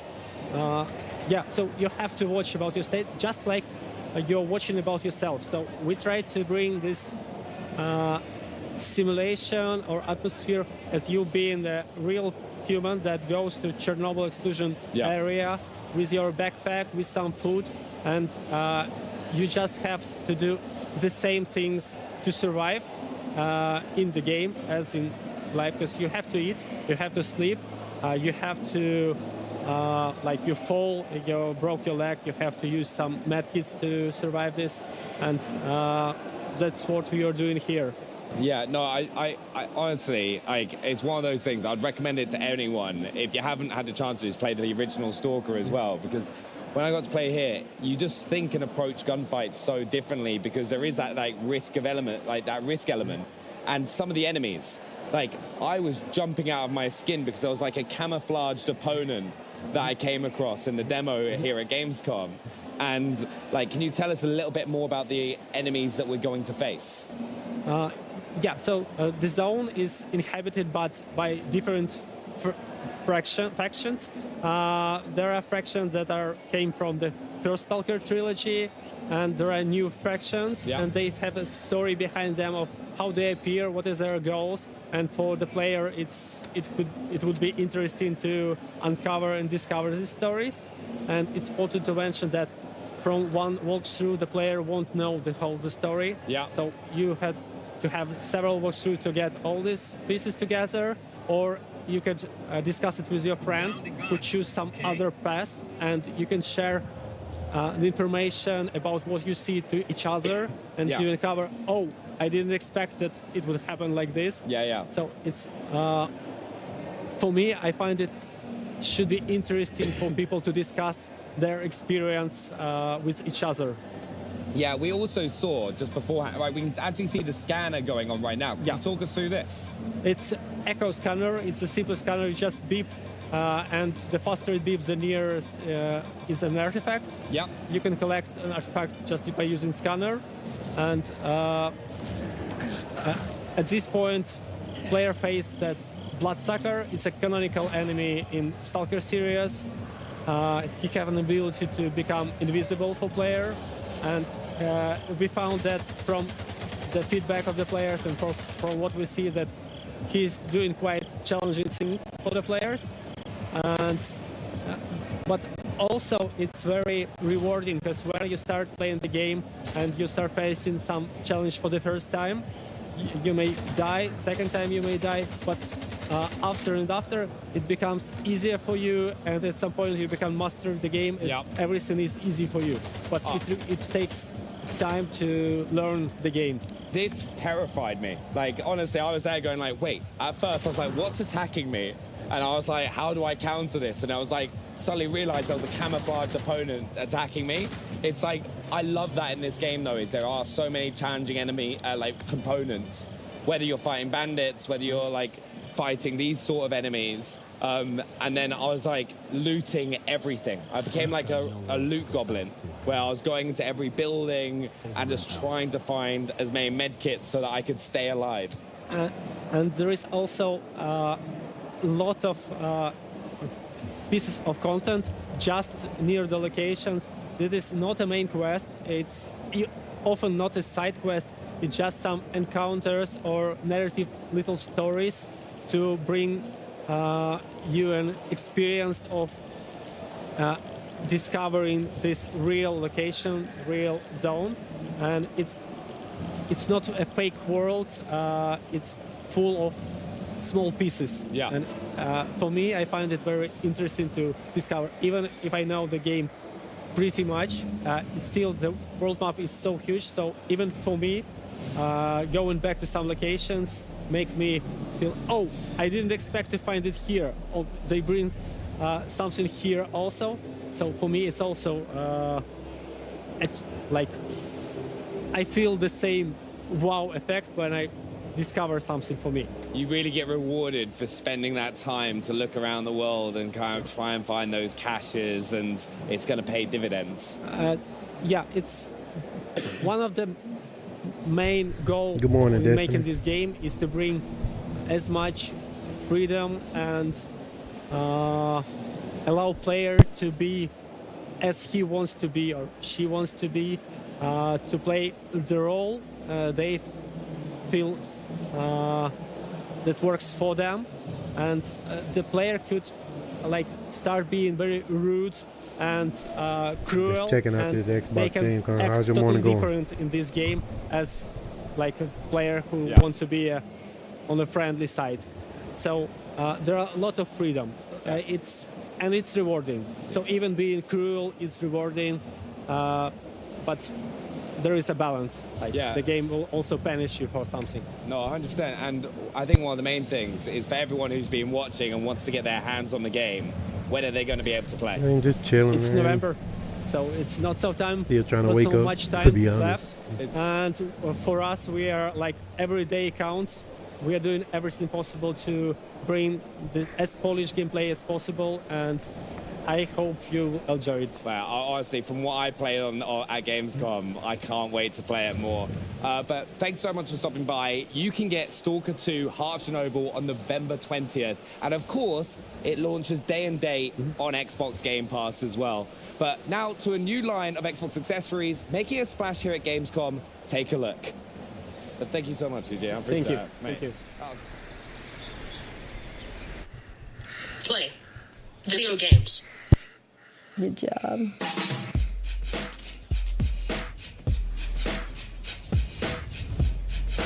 Leo has issues with his motor ability. He doesn't have access to a lot of things. There's so many disabled people that deserve a shot to be like everyone else. I want to be a part of this world.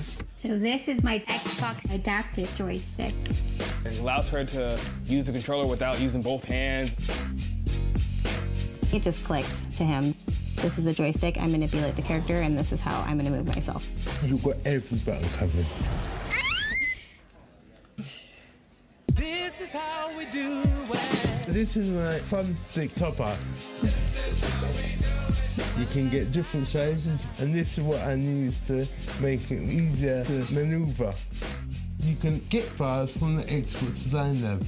Then you can go somewhere else and get it printed. Be yourself, design it how you want. You're playing with your Xbox controller. Right side, right side. With the Xbox controller assist, when he needs help, when he gets stuck, I can at least hit the gas for him. Then he can control the rest. Having the joystick levels the playing field for him. What's on the agenda for the day, Your Dez? character, he can fly. He can do everything you can't do. He enjoys winning and will definitely let you know when he does.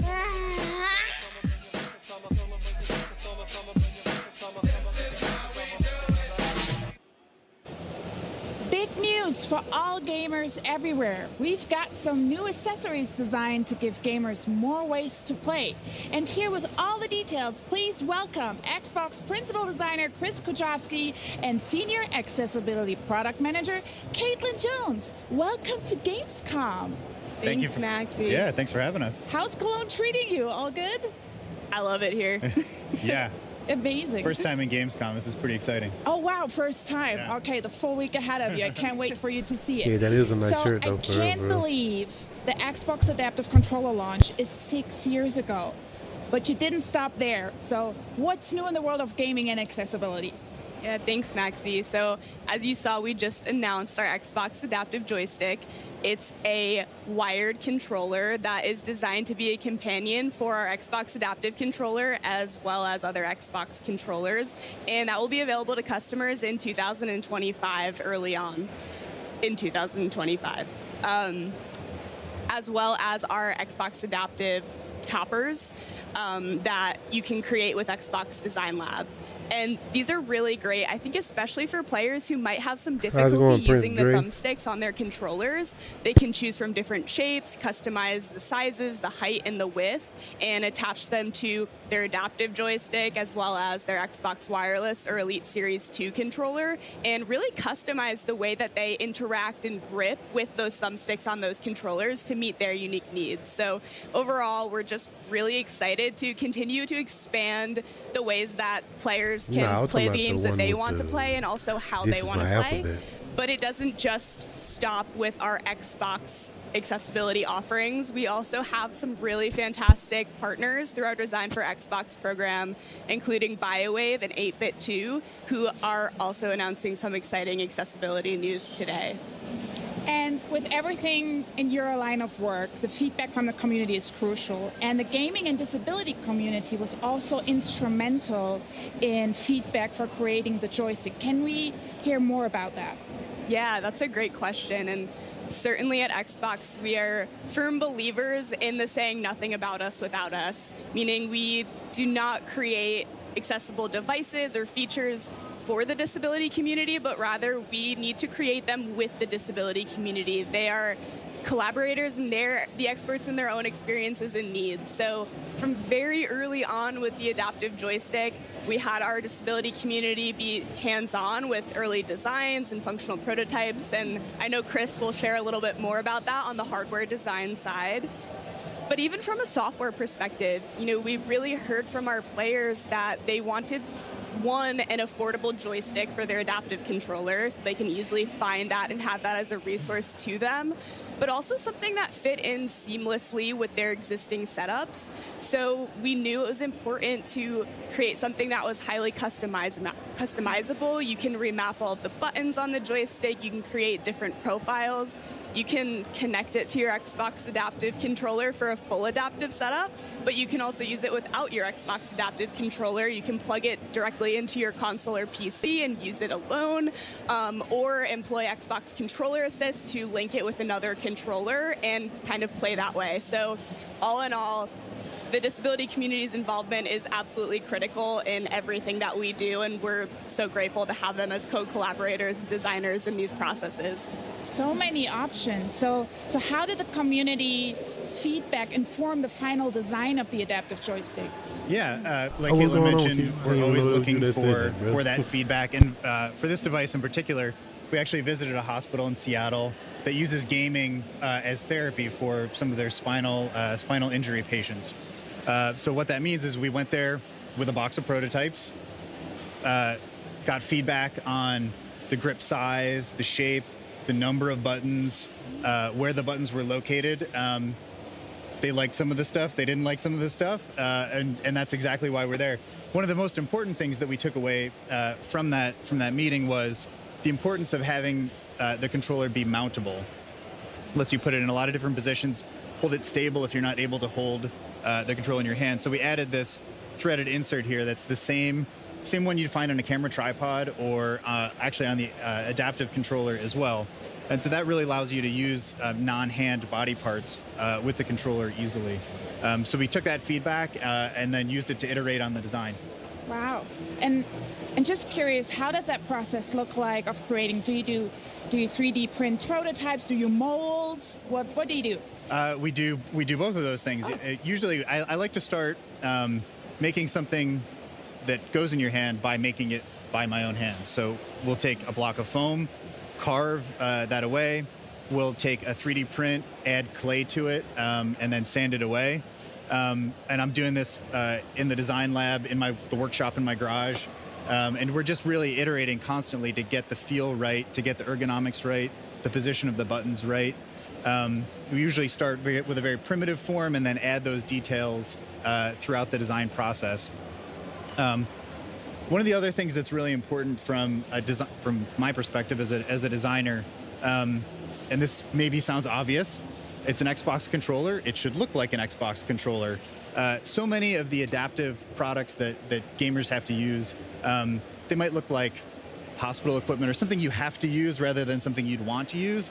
Like Xbox makes cool products. We want our gamers to want to use the products, and so using the same form language, the same color, material, and finish really helps it feel like a part of the Xbox family, and that goes a long way in removing some of the stigma that's associated with using adaptive products, and that's a really important thing that I think design and Xbox brings to the table here.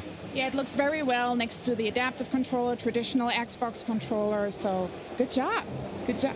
One question. So I heard the rumor that the idea of the 3D printable topper files came from an internal hackathon event. Is that true? That is true. Very similar to the Xbox adaptive controller years ago. The adaptive thumbstick toppers were born from a hackathon project. So hackathon is a week where Microsoft employees get to take a break from their day job and work on a passion project. And this particular team was inspired by really the high cost of adaptive accessories and doing custom setups like that. So knowing that 3D printers are a lot more available for at home or as a service, they combine these two ideas to create a great range of products that offer gamers a lot more options to customize their setup just to exactly what they need. And so much goes into the creation of these accessibility offerings, and especially what did the development for the 3D printable files for the adaptive thumbstick toppers look like? Who did you work with?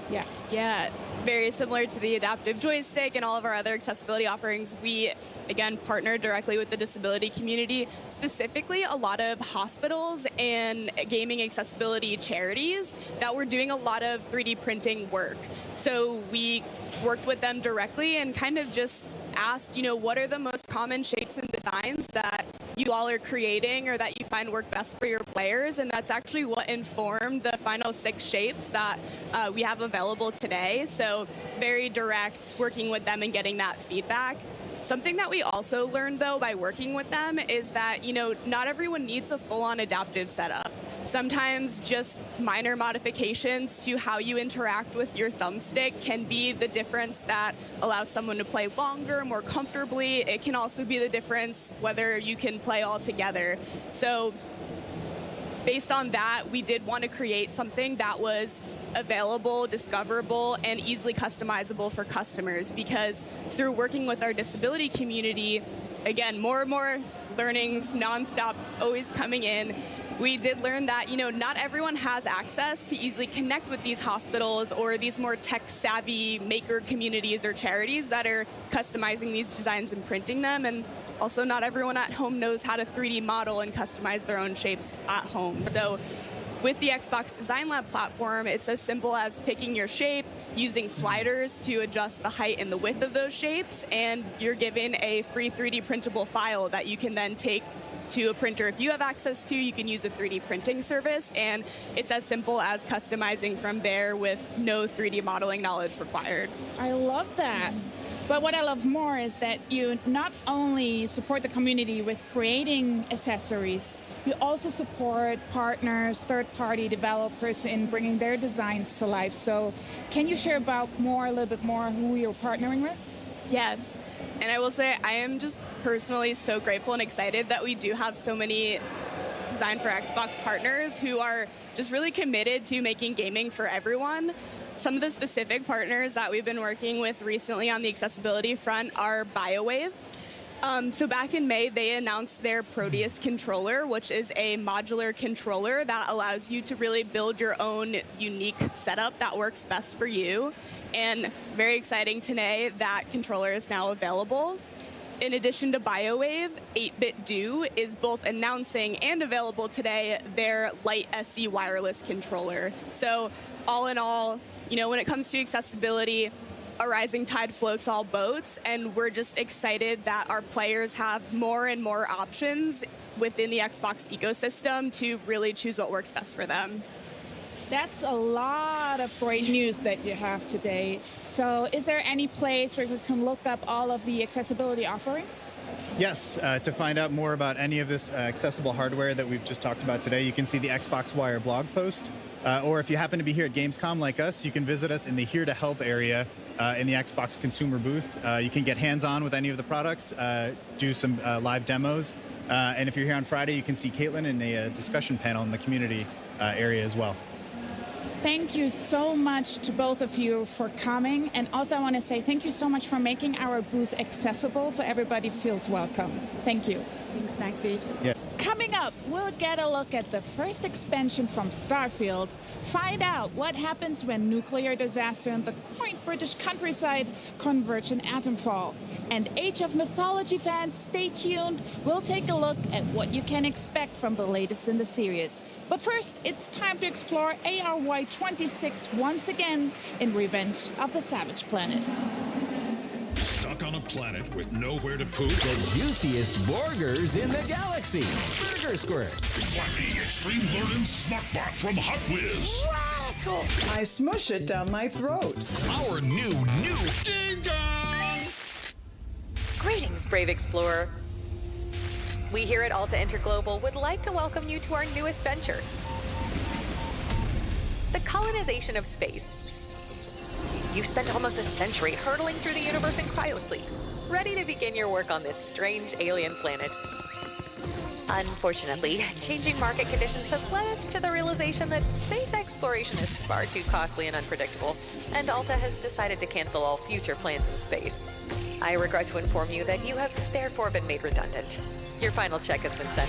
We thank you for your service, and we hope you eventually find a way home. Good luck.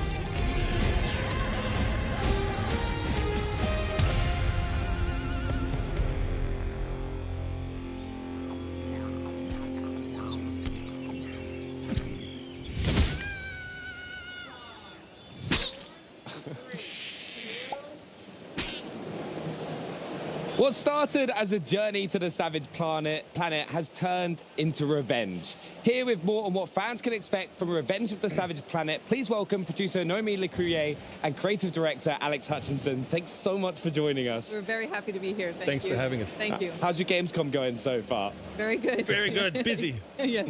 It always is. There's so many games to play, so many things to see. But Alex, it's been a journey getting here, and not only to the sequel to fans, but also to evolve the game as a whole. Can you unpack that for us? Yeah, I think it's been a pretty crazy half a decade for not only us, but for the entire games industry. So we originally began as a studio called Typhoon Studios. We made Journey to the Savage Planet. We were acquired by a large multinational. The pandemic happened. Yeah. We updated the game, and on the day we shipped, that same multinational made us all redundant. So we found ourselves sitting around trying to figure out what to do. But luckily, we decided to reform. So we're a new studio, Raccoon Logic.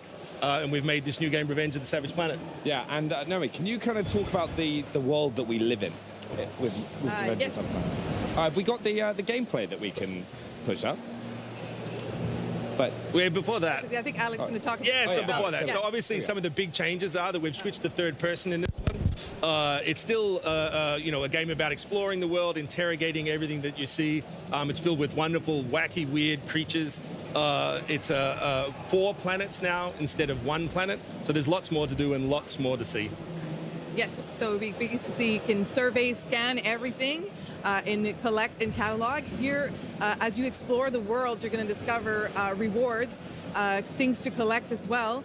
The rewards are blocked by encounters with alien creatures, as well as puzzles and navigation challenges.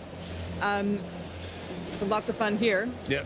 It looks so cute. Like even the trailer, but in the trailer beforehand, it's like all the creatures. It's like adorable. And you know it's a sequel when you're swimming.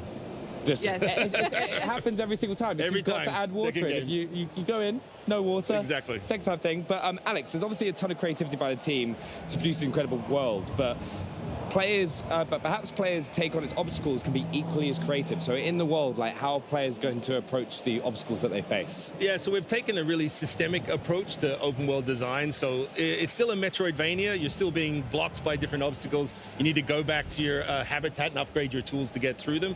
But what we wanted to do was have a Metroidvania where there's a single lock, but multiple keys. So you see different types of objects. Say if it's a cracked wall that you need to blow up, you could do it with a grenade. You could find a creature that explodes. Anything that generates an explosion will get you through. And so hopefully, as you see in this video, there's a little bit more systemic chaos than most games of its type. So there's lots of creative ways to kind of like solve the problem. Exactly. So you can have a bit of fun with it, and every time you play it as well, you're going to get those different experiences. Exactly. Another way players can make their game their own is through customization. You know what I mean? Can you talk us through customization? Yes, absolutely. So we've added tons of new outfits in the game. You can mix and match between the different outfits. So whether it's the helmet, the boots, or the gloves, all the outfits are inspired by sci-fi themes, famous like Star Trek. Here we can see some of the suits here, as well as like Power Rangers. So if you put on the red shirt, you get killed immediately in the game, but you reprint. What have you got wrong with the red shirt? It's just a trope. It's just a trope. You also have a habitat where you will find all the main modules, like you see here, the PC that you will use throughout the game.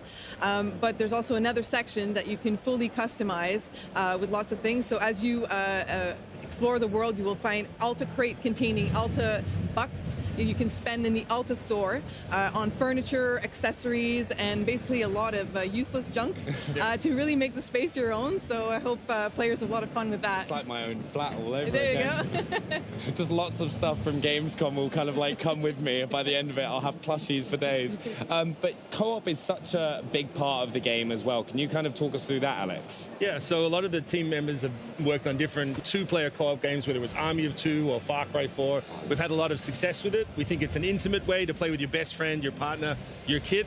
And this time we've made sure you can do it in any way you can imagine. So there's not only network co-op, but there's split-screen co-op you can play on the couch, and even cross-play, so you can play on any system with any other system. I love playing split-screen games as well. Like, I grew up playing with my brother. Like, every single game that we get our hands on to do split-screen, that was always the way I went and played. Perfect. Yeah, also, it's so good you've been able to return to this franchise and bring tons to the fans.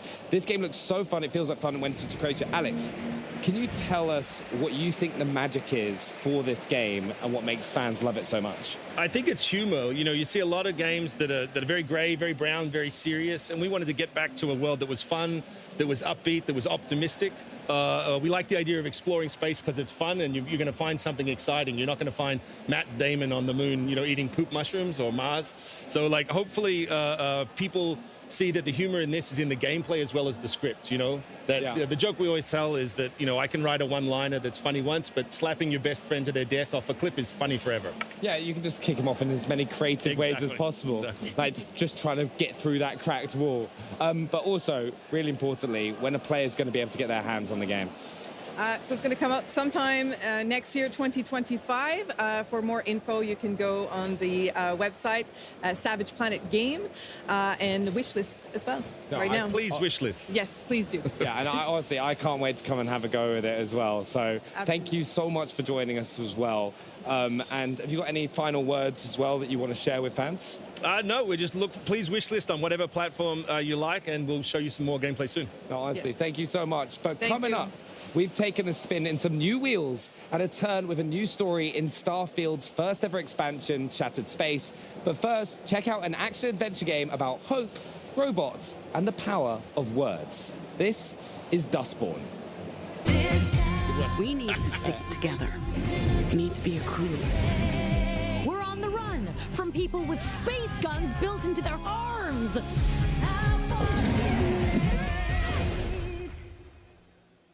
Dustborn isn't about making the big and immediate choices. It's about the little things that add up over time.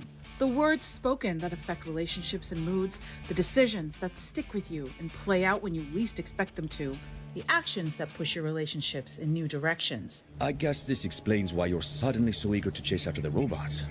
Oh, keeping secrets again, huh? It's about making tough choices, about how to deal with the people in your crew, how to manage them, and pull them together to do the job, and to make the compromises necessary to reach the end of the road and your own personal goals. We'll be taking a different route north, through Liberty, Oregon. Before Liberty? I would actually like an explanation. I concur. Think of the game as a way to write your own comic book as you play. Each chapter or issue starting with a new cover displaying what you're about to experience, and each of them ending with a comic splash screen. These pages present key choices made in the previous issue that could have an impact later on. Whether a dialogue line or event plays out because of a choice made by the player, an icon will appear in the top right corner of the screen, allowing you to really get a sense of what could have gone differently. Stop it! Oh, what the hell, Pax? What now? Drive. In the comic splash, you'll have access to more data, such as global stats about how many other players received this particular consequence, allowing you to gauge how popular this choice was. Some choices lead to crew mood change, which can have an impact on your relationship with them, but also on their personal endings. Are you just gonna hover? We didn't finish our chat? No, we were finished. I'm worried about you, and I had more to say. I'm sure, but I was done.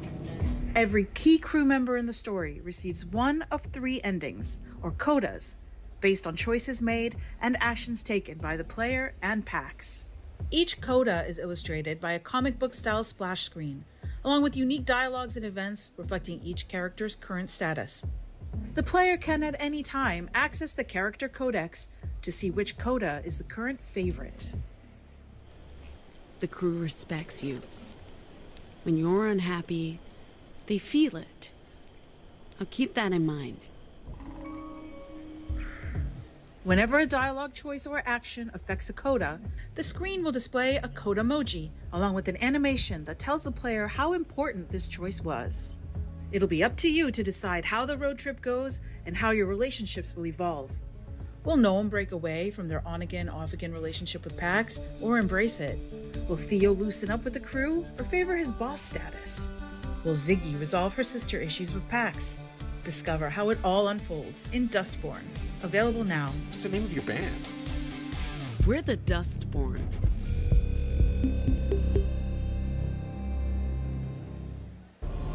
There is a dream that haunts me. A most dreadful nightmare, truly. It tears at me. The fortress of stone and valor, which I struggled to build, is now slowly crumbling into ruin.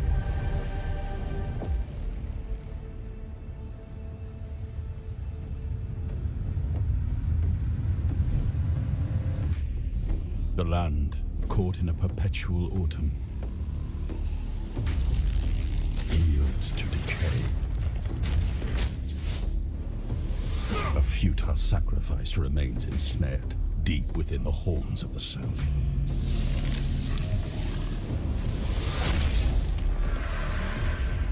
A shield, now weakened and cracked by time, fails to protect my people. A profound betrayal has befallen those most loyal, yielding only despair. I am left paralyzed, powerless. Not more than a witness. My people, my legacy, everything is collapsing. They hailed me as the once and future king. Only now do I understand the horror of that title.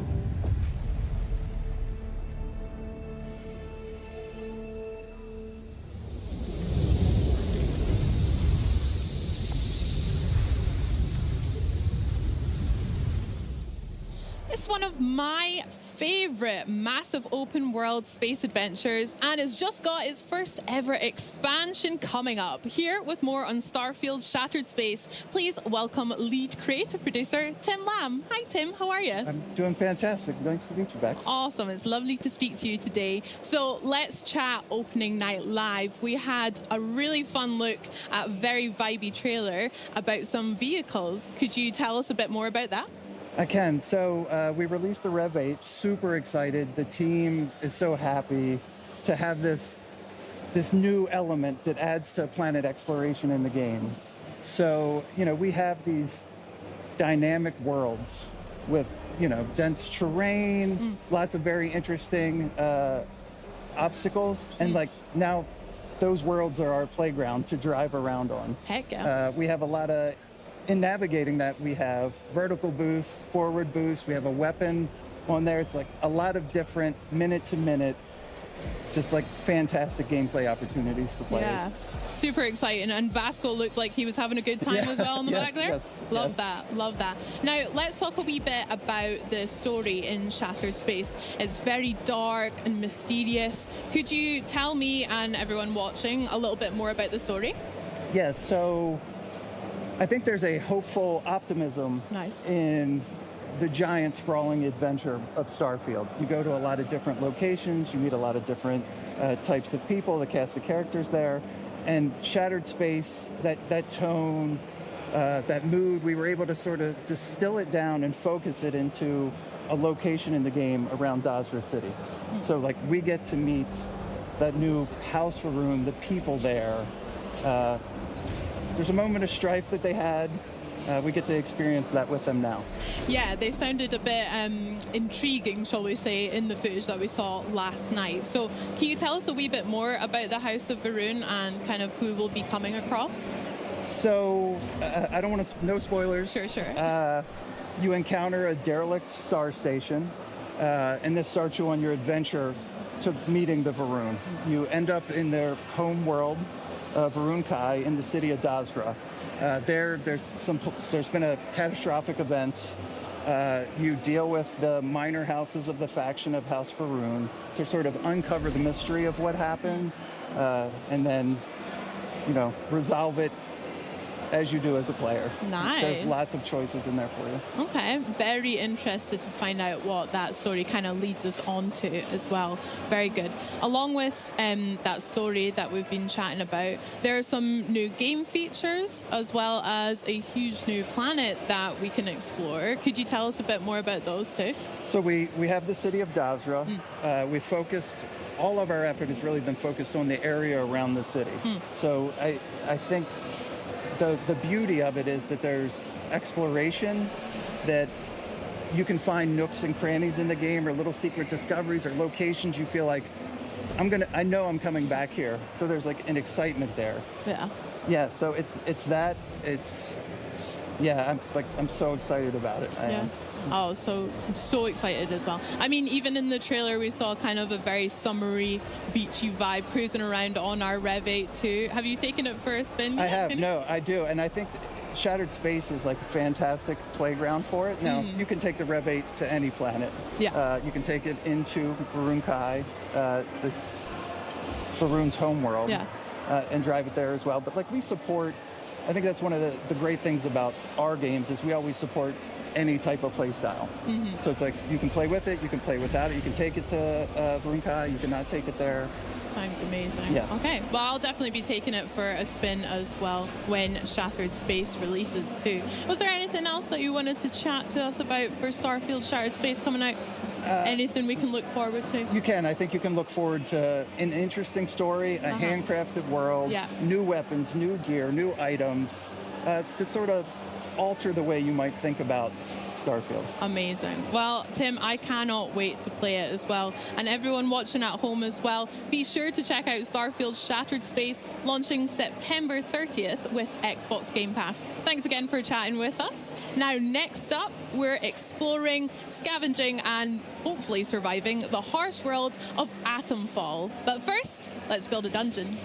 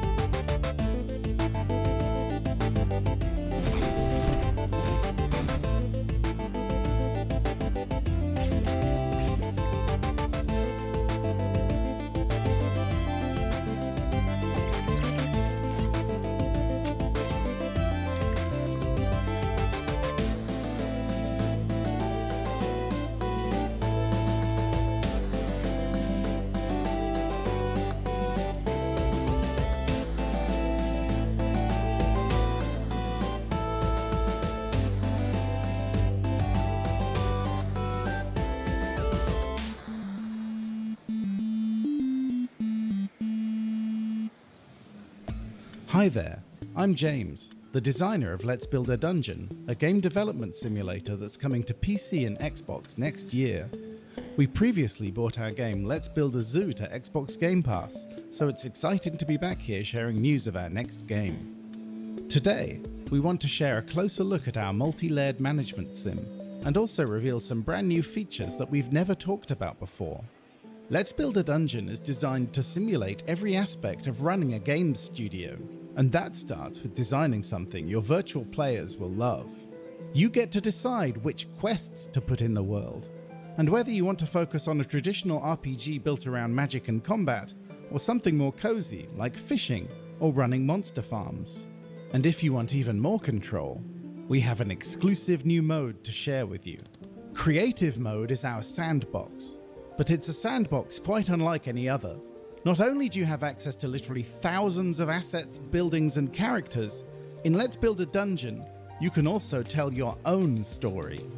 We are developing a series of easy-to-use tools that lets you create almost anything, from a production-level dialogue editor that lets you create branching conversations, events, and rewards, to a full AI editor that lets you adjust anything from attack probabilities to spawn rates and weapons.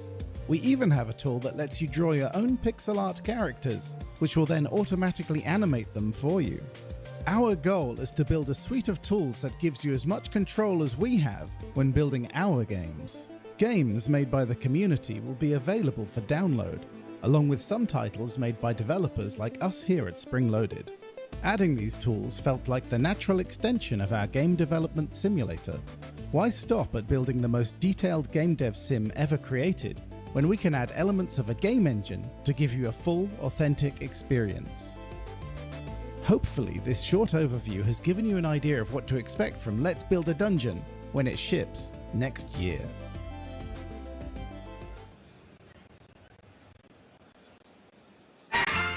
Windscale, the pride of Britain. Nestled in the picturesque Lake District, the state-of-the-art atom plant has transformed this rugged landscape into the envy of its northern neighbors. Scientific progress waits for no one. Wind scale. Everything changed when that bloody atom plant went up in flames. Citizens of Wyndham, there has been an increase in bandit activity outside the village walls. Temporary quarantine, they said? It's been bloody years. They're hiding something from us. Something terrible.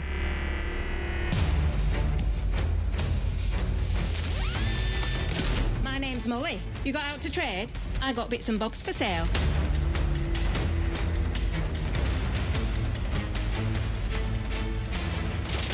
Please be careful. It's more dangerous than you can possibly imagine.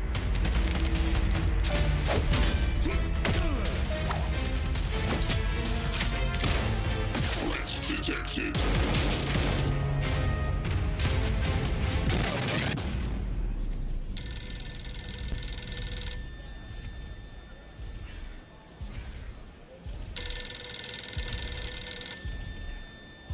It's mystery mixed with folk horror weirdness, all set in a not-so-idyllic post-war British countryside, and believe it or not, it's based on a true story.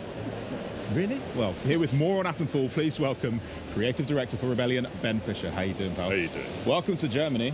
Thank you. First time here, or? I've been here for Gamescom before. Yeah. Yeah. But not with a game quite like this, right? No, let's talk about that, Ben. Actually, you're right, Henry, because this is a huge departure from Rebellion's most famous series, let's call it, Sniper Elite. Can you tell us about this sudden change of pace here? Sure. I mean, it's similar and it's different in different aspects of the game. So we always value sandbox exploration and giving the player lots of freedom in their objectives. But at the same time, this is a survival action game with some sort of RPG-ish elements. There's skills, there's crafting. The story of the game unfolds as you explore. It's kind of a mystery game, so tonally quite different to Sniper Elite. I love the exploration side of it. I mean, from what we just saw in the quick trailer, there's a lot going on. It's not just one sort of trope that you're sticking to. There's a lot to unpack. So maybe as we're checking out some gameplay that you brought along that we can experience, we can jump into some of the influences that have made it into this title. Because, like I said, it's a lot going on here, man. So let's check out some of this gameplay as well. You've got to start off with a post box. Yeah. Yeah. Where else? I mean, it's on your T-shirt as well. Yeah. It must be quite a core feature of Atomfall, I assume. It is actually. Oh. So, as you explore the world of Atomfall, you're uncovering a mystery. You're discovering what's happened in this post-apocalyptic quarantine zone in 1950s north of England. Different characters will ask you to do things for them, and they might help in return. And one of the characters that you can interact with is this mystery phone voice. You don't know who they are, you don't know what they want, and you have to choose which characters you trust and don't trust in your exploration. Kind of like Bosley, Charlie's Angels vibes coming through the phone. Yes, yes, exactly. I like that. That's cool. You know, speaking about the story, and Henry, you mentioned it earlier. True story. Like, what is Surely that about? Yes. Well, surely not. Yeah. It's based on real-world disaster that happened. The first major nuclear disaster in the world was in Winston plant in Sellafield, so 1957. We wanted to use that as a jumping-off point for a story. So Jason Kingsley, one of the owners and founders of Rebellion, observed that there are lots of games that are kind of like post-atom storytelling, like post-atomic disaster storytelling, but none set around this first disaster that's happened in the world. So we took that as a starting point and then thought, what's a Rebellion kind of interpretation of that kind of event? So, like I say, we value that kind of sandbox exploration and player freedom, and then combine that with the sort of unique Britishness, and that led to the environment that we've got in the game. So it's kind of an alternate history story, and it's a mystery that you uncover what's happened. And as part of the process of building that game world, we looked back at 1950s storytelling. So references like the Quatermass series, which is one of the very earliest sci-fi serials, or like early Doctor Who, and things like that. So like UK TV Gold kind of cultural reference points that even if people don't know the reference itself, they know the influences that came from it. And at the time, there wasn't a clear distinction between like folk horror and sci-fi and those kind of stories. So it's a blend, it's a natural blend in the storytelling style of the 50s. And of course, you have to chuck some cricket bats in there for good measure. I mean, the combats are pretty crunchy, right? I mean, this is, like you say, a bit of a departure from Sniper Elite, which is typically long range, but in here we're getting right up, even the fact that it's first-person camera as well. Like, these are conscious decisions you've made. So why did it feel right for Atomfall to treat it that way? So in the case of Sniper Elite, you are an elite trained sniper. You know, Carl Fairbairn's like a human sniper rifle, right? He knows exactly how to fire a shot, miles to take out that one guy. This is a different character in a different situation. We wanted it to be a mystery, so there are no signifiers of age, race or gender for the player character. They're wearing gloves, so you don't know who they are. Their backstory is part of the mystery that you may or may not uncover as you explore. We wanted you to feel more like it's not so much a war zone as a pub brawl. You're desperately attempting to survive. There's not much ammo around. The guns are all rusty because everyone's been trapped in this quarantine zone for 5 years. You're mixing melee and ranged combat. You can throw your melee weapons. You can kick people to make them stagger back. We wanted you to be constantly, desperately mixing options and scavenging desperately for resources. So there's a real kind of tension as you play, which is very, very tonally different to Carl, who's calm and controlled and reads an entire situation before he decides what to do. I think we can definitely get on board with the pub crawl element. My entire playthrough is like, it's a scene from Kingsman, basically, and it's gonna feel good. It's gonna feel great. Talking about Kyle and, that he's an iconic character, what about the characters in Atomfall? Are player characters and maybe so much of the focus, but are there other people that we're going to meet that are going to be key? Yeah, so I need to have the right answer that doesn't spoil too many things, but as you explore the game world, different characters will ask you to help uncover the mystery of what happened in the Windscale plant and maybe ask you to do something when you get there. And if you do that for them, they might try and find you a way to escape this quarantine zone, or they promise to. So as you explore, you've got to decide who you trust and who you don't trust, whether you think they're telling the truth or trying to manipulate you, whether you believe the same things as they do. So it's all murky shades of grey. There's no good guys and bad guys, and it's all completely open to the player. So you could theoretically kill every character in the game, and there's still a way to finish the game. You could theoretically play through and kill no one, and there's other routes available to you. So we really pushed hard into giving the player lots of options and lots of rewards for observing and choosing what to do. So there's lots of tropish characters, lots of kind of characters that fit this world of being north of England, and also being 1950s, 1960s culturally. Yeah, I like that. I mean, as a fellow Scot, Ben, really quick, are there any maybe Scottish people in there that we can look forward to meeting? I'm sorry. No spoilers, but what we have done is we've taken like 1950s sci-fi, 1950s, or like old-fashioned folk horror type trope characters and Cold War scientist trope characters, and you'll meet those kinds of people as you explore through the game, and then still decide whether you trust them or not. Okay. So we got pub rules, we got crazy characters. They're all living in this open world that we're experiencing. Can you tell us more about that? I mean, how did you construct it? How big is it as well? Okay. Well, what Rebellion excels at is these deeply packed kind of sandbox maps. So the way that we've structured Atomfall is a series of like 5 or 6, depending on how you count, sandbox maps like the one you can see just now. And you can travel freely between them at any time. They're all thematically very, very different. And then there's loads of interiors and like large-scale, story-driven locations that you might uncover, as well as bunkers that are full of loot that you might find. What we wanted to do is really lean into that densely packed kind of puzzle box. So I've spent all day watching people play the game, and no two playthroughs have been the same. People can approach it all very, very differently, get different experiences.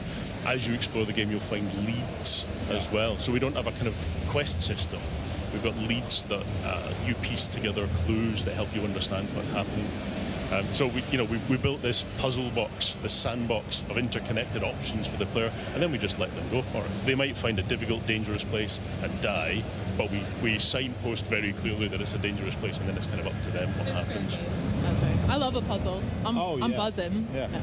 We're great at solving them together, to be fair. Well, we could work on it. I mean, You just said that there'll be leads that players can follow. Tell us a bit about how they're equipped to do so, because we just saw like literally pulling out a metal detector and taking part in that great British tradition of finding some old coins or whatever it could be. But what are the other ways we can do that? Yeah, so you might find a lead that someone's hidden in a box under the ground somewhere. They've a bit of storytelling around it to draw the player in and make them try and understand how it fits to the game world. But there's also characters that you might find in the world. There's friendly characters that you can barter with, and they might sell you or trade something with you which has a lead in it. Or if you do some trade with them, they might get friendly to you and give you a lead. You can also have conversations with characters, and if you choose the right choices, you might get some more information from them. The way that we've approached those is the same kind of high stakes player freedom. So you can get the conversation wrong, right? You're not working your way down a list of conversation topics until they grey out and then moving on to the next one.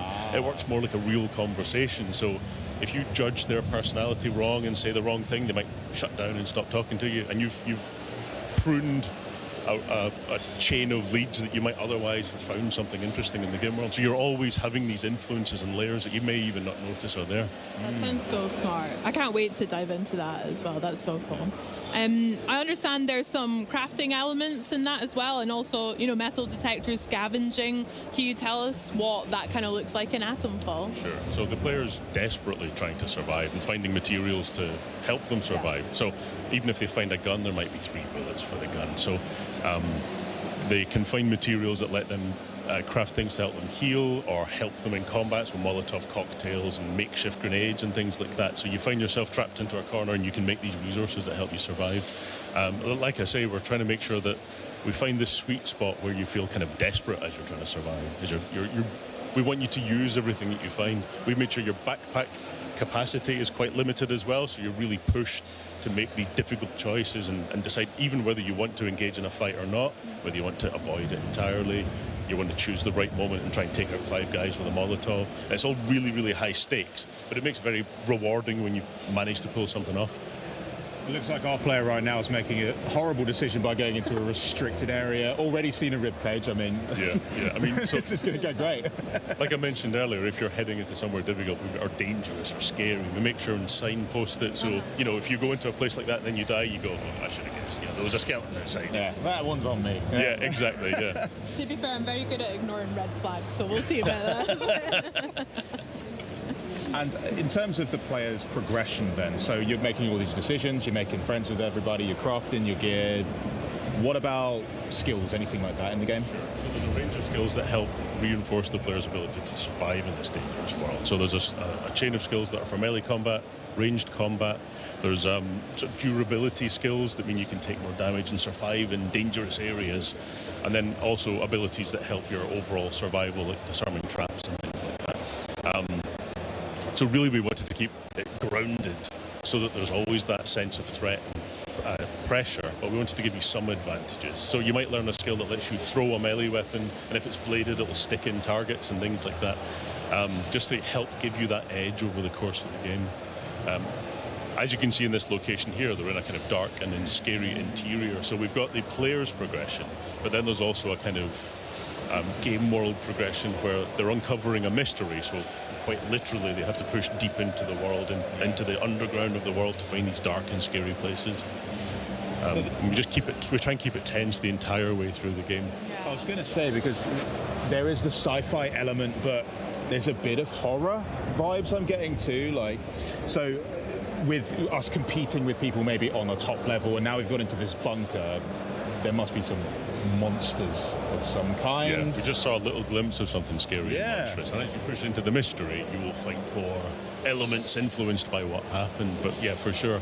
I mean, like I said earlier, the storytelling style of the 50s and 60s didn't really have a division between folk horror and sci-fi. There was like a blend for a certain kind of story that was addressing the Cold War, but in a way that wasn't too political, I guess. So, folk horror stories are about the division between rural and urban civilization and how there's a tension between them, and Cold War stories are about fear of the outsiders and others and that sort of thing. And there's thematic resonances between all of these different storytelling styles, which make it really easy for us to push into these otherworldly horror elements as you push into the mystery. Nice. That's so sick. We've got quite an atmospheric bunker, like you said, as well. Have you got a favourite part of the maps that you can share us with? Again, nothing. I'm really pushing it here, but any favourite place to maybe have a picnic or anything like that? Well, actually, there is a favourite secret place which I can tell you about a little bit. So, as the player is starting the game, they're given one lead. A person tells them that the heart of this mystery is a location called the Interchange. So to begin with, you're trying to find this place, and as you make your way in, it's all unpowered. It's been shut down. It's been quarantined. And you push into it and open it up more and more, and it's like an unfurling flower as you find all of these leads that are the heart of the mystery. And the more you find, the more leads there are to find. So you end up in this kind of like snowball effect. He's just picked up a Cornish pasty. Oh yeah, oh, yeah. Stunning. Yeah. Well, this is pre-Greg's era, I suppose. So we'll take what we can get for now. That's brilliant. Just don't ask what meat's in it. I don't want to know. I don't want to know. It's really fun for me to see like the contrast between that dank bunker we just came out of, and then like the overworld is so lush and vibrant. And listen, I've been to the north of England. It's not always this green, so sometimes, yeah, exactly. I mean, I live in London, and it's just grey all the time. So any green I can get is good. But it's the Lake District on a good day. Yeah, exactly. So, will we see many other types of biomes or environments in the game as well? Yeah. So one example would be there's a woodland nearby, but it has more of a kind of spooky folk horror-ish tone. As you get into it, it feels more mysterious and occult. And there's a group of kind of pagans that if you tread wrong, they'll cut your face off with sickles, you know. Yeah. Or you can find a friendly character who's sort of part of that group and talk your way into their compound. So we give you all these different options to, you know, for whichever faction there are, ways to befriend them or get in a fight with them. Yeah, I like that as well. Very good. I mean, I think we, especially at Xbox On, are super excited for Atomfall and to check it out and maybe even come across ourselves, because Henry and I and Charlie have actually been scanned into the game, which we're very excited to maybe come across ourselves. Oh, there we are. Yeah. There's Henry getting his wee... Yeah, I have to say it's maybe not the most flattering, methods of doing it, but what are you actually doing to me there? Because I just signed something and agreed to show up dressed as a big baby, and apparently that's for something. But yeah, no, this is guys do. Massive I thought so. Yeah, thanks. What is it that you guys have to do to get someone scanned into your games? Because the realism is quite impressive. Sure. So we go through a highly detailed scanning process of every angle of your face and different configurations. So we get wrinkle maps and things like that. What do you mean? I'm perfect. Of course, yeah. So we didn't bother with the wrinkle maps. Oh, great. So they're all assembled by character artists and rigged so they can animate. And then we, in the case of Atomfall, we then put that in a sort of character builder system. That means we can put costumes on the characters. We might grub your face up a bit because, they've been surviving for 5 years without washing machines and soap. And then we just find exactly the right spot for each kind of memorable face in the game. I'm definitely looking out for where I am. If I'm on an enemy, that's okay. I've always wondered what I'd look like if I had a cricket bat to the face. So this is great. And you're going to be getting scanned in pretty soon. Yeah. I can't wait. As long as you put some fake eyelashes on me as well, then make that. I'll make a note. Yeah. Are you in the game as well? Have you been scanned? No, I haven't been scanned yet. Okay. No. You have to shave a beard off if you want to get. Yeah, you had to do that. That was fun. Yeah. It was just the beard that we had to shave. Right. Yeah, the rest was optional. Oh. Yeah. Whoops. Honestly, I cannot wait to play this game. It looks bonkers. It looks British as heck. And honestly, we're going to play it so much when it launches next year. Thank you so much, Elizabeth, for stopping by. Enjoy the rest of your Gamescom. And yeah. Excellent. Thank you very much. And we are going to be taking a little look at some other games, but your game's coming out in 2025 on Xbox Game Pass, which is great. But next up, we're going to be throwing it back with some Age of Mythology retold. But before we do that, we do want to check out some new gameplay. It's Dragon Ball. Oh yeah, Sparking Zero. It's back. Check this out.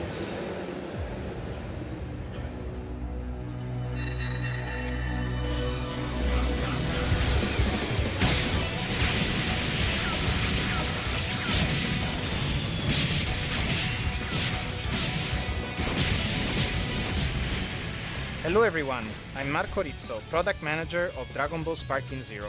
Thank you for joining us today in this exciting showcase.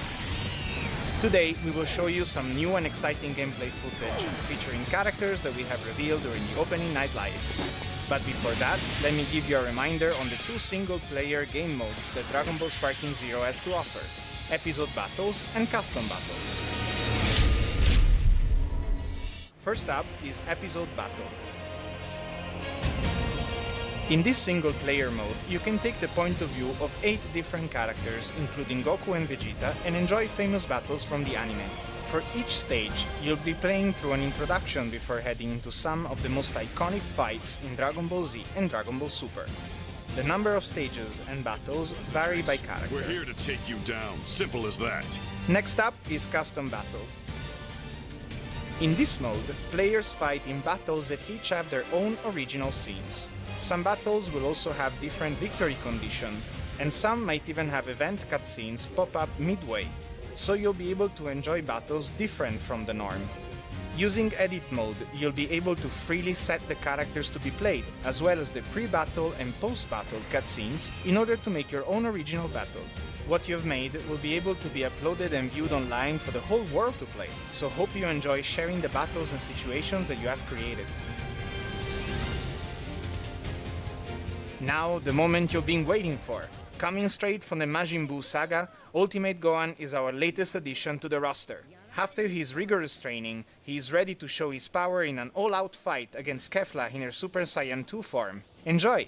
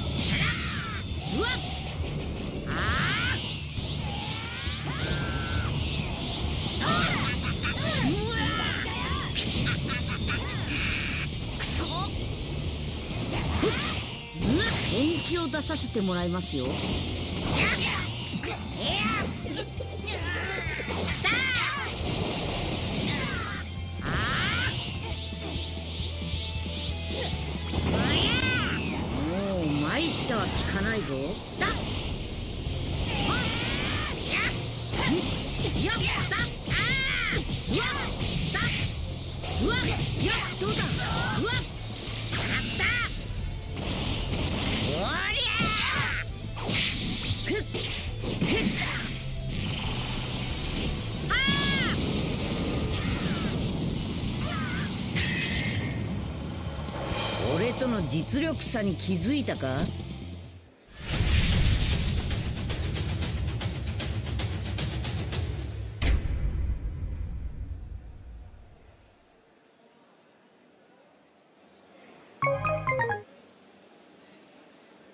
Now, there is nothing like enhancing a classic with modern graphics and gameplay mechanics. And if that classic feature can feature, you know, new expansions and a remastering of the multiplayer experience, well, in my eyes, it's even better. So here from World's Edge even, to give us the latest on Age of Mythology Retold, please welcome Senior Director of Production, Ernest Yen, and Senior Game Designer, Kristen Perillo. Welcome and prostagma to you. Thank you so much. Now, Age of Mythology, there's loads going on here at Gamescom. Yes. In general, there's loads going on anyway. But you also had a pretty epic opening night live. So I want to hear all about that. I want to hear all about the booth. I want to hear everything. Great. So first, thank you, Jeff Keighley, for showing the awesome premiere trailer that we just showing in opening the live last night. And it showed the story of Athena talking to like the young hero, and in this case, like one of them is of course the key character Zakynthos, and about this really, really epic like story that a lot of our fans remember really fondly. So over multiple campaigns, over 50 missions, it is epic, amazing, and of course the trailer also show off like the new graphics we have in the game, looking really pretty. It is just like really cool to see. So. Yeah, and the trailer's been fantastic because it really showcases how diverse each civilization is within myth. Yeah. We have our Greeks, we have Egyptians, Norse, and Atlantean. They all have their own gods, their lore, the way that they play. And there's just so much diversity within the gameplay. It's been really exciting. And talking about the booth, yes, we are here, so like people can actually come. You're just over the back, over there. You're like tucked away over that right way. there. If anyone's planning on coming tomorrow, it's just over there. And if you come, you can get like these awesome lightning bolts, like, and also take demure. pictures. So it's like really, really cool. And by the way, this is not the only thing that we have here. So you know, on top of Age of Mythology Retold, we also recently announced Age of Empires Mobile. And then, like, if you come by the booth, you can get this, like, awesome, like, pop socket. It's, like, amazing. So, highly recommend. I'm going to be first in the queue to get one of those as soon as possible. It's so cool. And the game is actually, we just announced that it's going to be available globally on October 17th.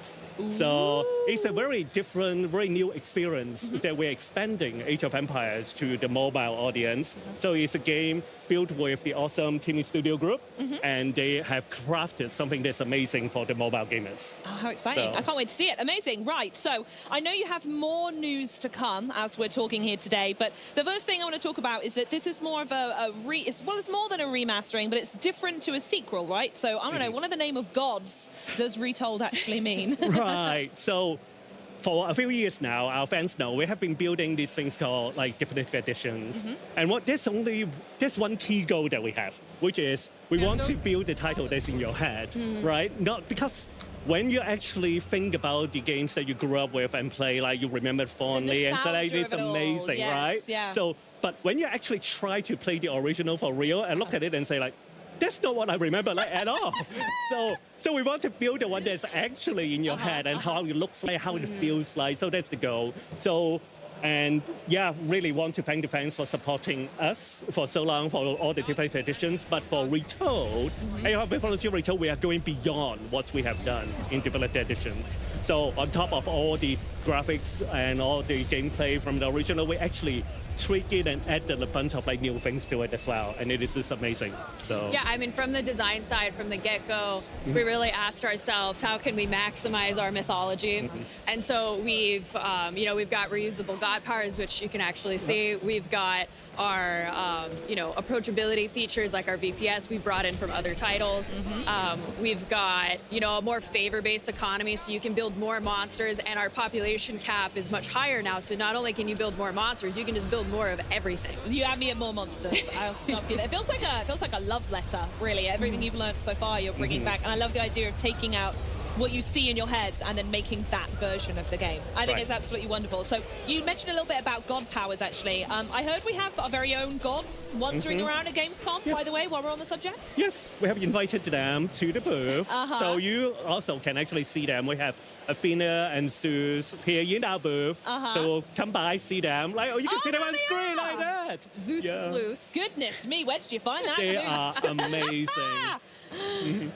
That is so nice. cool. Oh my Yes. goodness me. Please come by. It takes a lot of work for us to invite them to the booth. So A lot of convincing. a Love lot of it. convincing. Beautiful, awesome. Okay, back to the game now. Sorry, tangent. So seeing the gameplay that we just saw just then, it's really clear that the team has been hard at work on the visuals. I think you both mentioned it already. Yes. So what can we expect? What exactly does that mean? So for graphics, we actually have redone every single graphics that you actually see in the days. game. You've been So busy. like every single 3D asset, every single animations, like effects, all of them are completely rebuilt. So just for this game.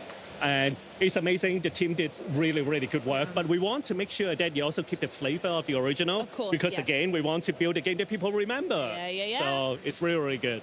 Yeah, I mean, it has been a labor of love. I will say that much. Yeah, so we've gone asset by asset, and we've just made overall improvements. We wanted everything to look and feel mythical, and so we have, our destruction effects. We support ray tracing, but like Ernest had said earlier, sometimes when we've gone back and look at these assets in 2024, we realized that we had an image in our head that was very different than blurry pixels, wrapped around a sphere, and so we had a lot of philosophical discussions because, the dev team were all major fans of the original. So, I mean, Arcantus was a big one where we were like, would he have a dimple?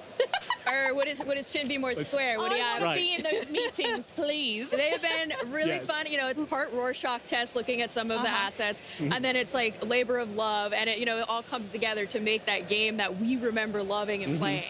Amazing. So if I've got everything right here, so Age of Mythology retold as complete visual overhaul, updated god powers, and larger-than-life myth units. Now, small enough to keep me interested, but is there anything else that you have to share? Yes, definitely want to say that, remind people, one of the coolest thing that we have done for here is that we are releasing on PC and Xbox with crossplay, like at the same time. We have never done that with any Age games, so it is the first time we're releasing on multiple platforms at the same time. So really, really happy to be able to bring the game to not only to the keyboard and mouse player, but to controllerless players as well. Because the game people really remember, beloved it. We want everybody to be able to play together. And you've had some fantastic versions on the console recently, so Yes. those players want to absolutely join you. Now, you also have some other really exciting things to tell us today. I know I'm really gripped for this, but what can you tell us about the Freya Gods pack? Oh, I am so excited to be able to talk about this. Here we go. So the Freya God Pack really is kind of like a new DLC type for us. And what we really wanted to do was offer players a new strategy type for the North, which is, a beloved civilization from the legacy game that can sometimes be very offensive in the way that it plays. And so with our Freya God Pack, we wanted to offer a defensive skew to it. So with the Freya God Pack, players will be getting 4 new god types featuring Freyr, who is the god of fertility and kingship, and then 3 minor gods, as well as all the things that they come with, like their myth units and their god powers. Wow. Oh my goodness me. That's insane, by the way. 4 new gods. Amazing. Are you able to talk us through each one? Can we do that? Yes. Oh, amazing. Excellent. So we have Uller, who is the god of archery, and his myth unit is a Draugr, which you may see in the film here. The Draugr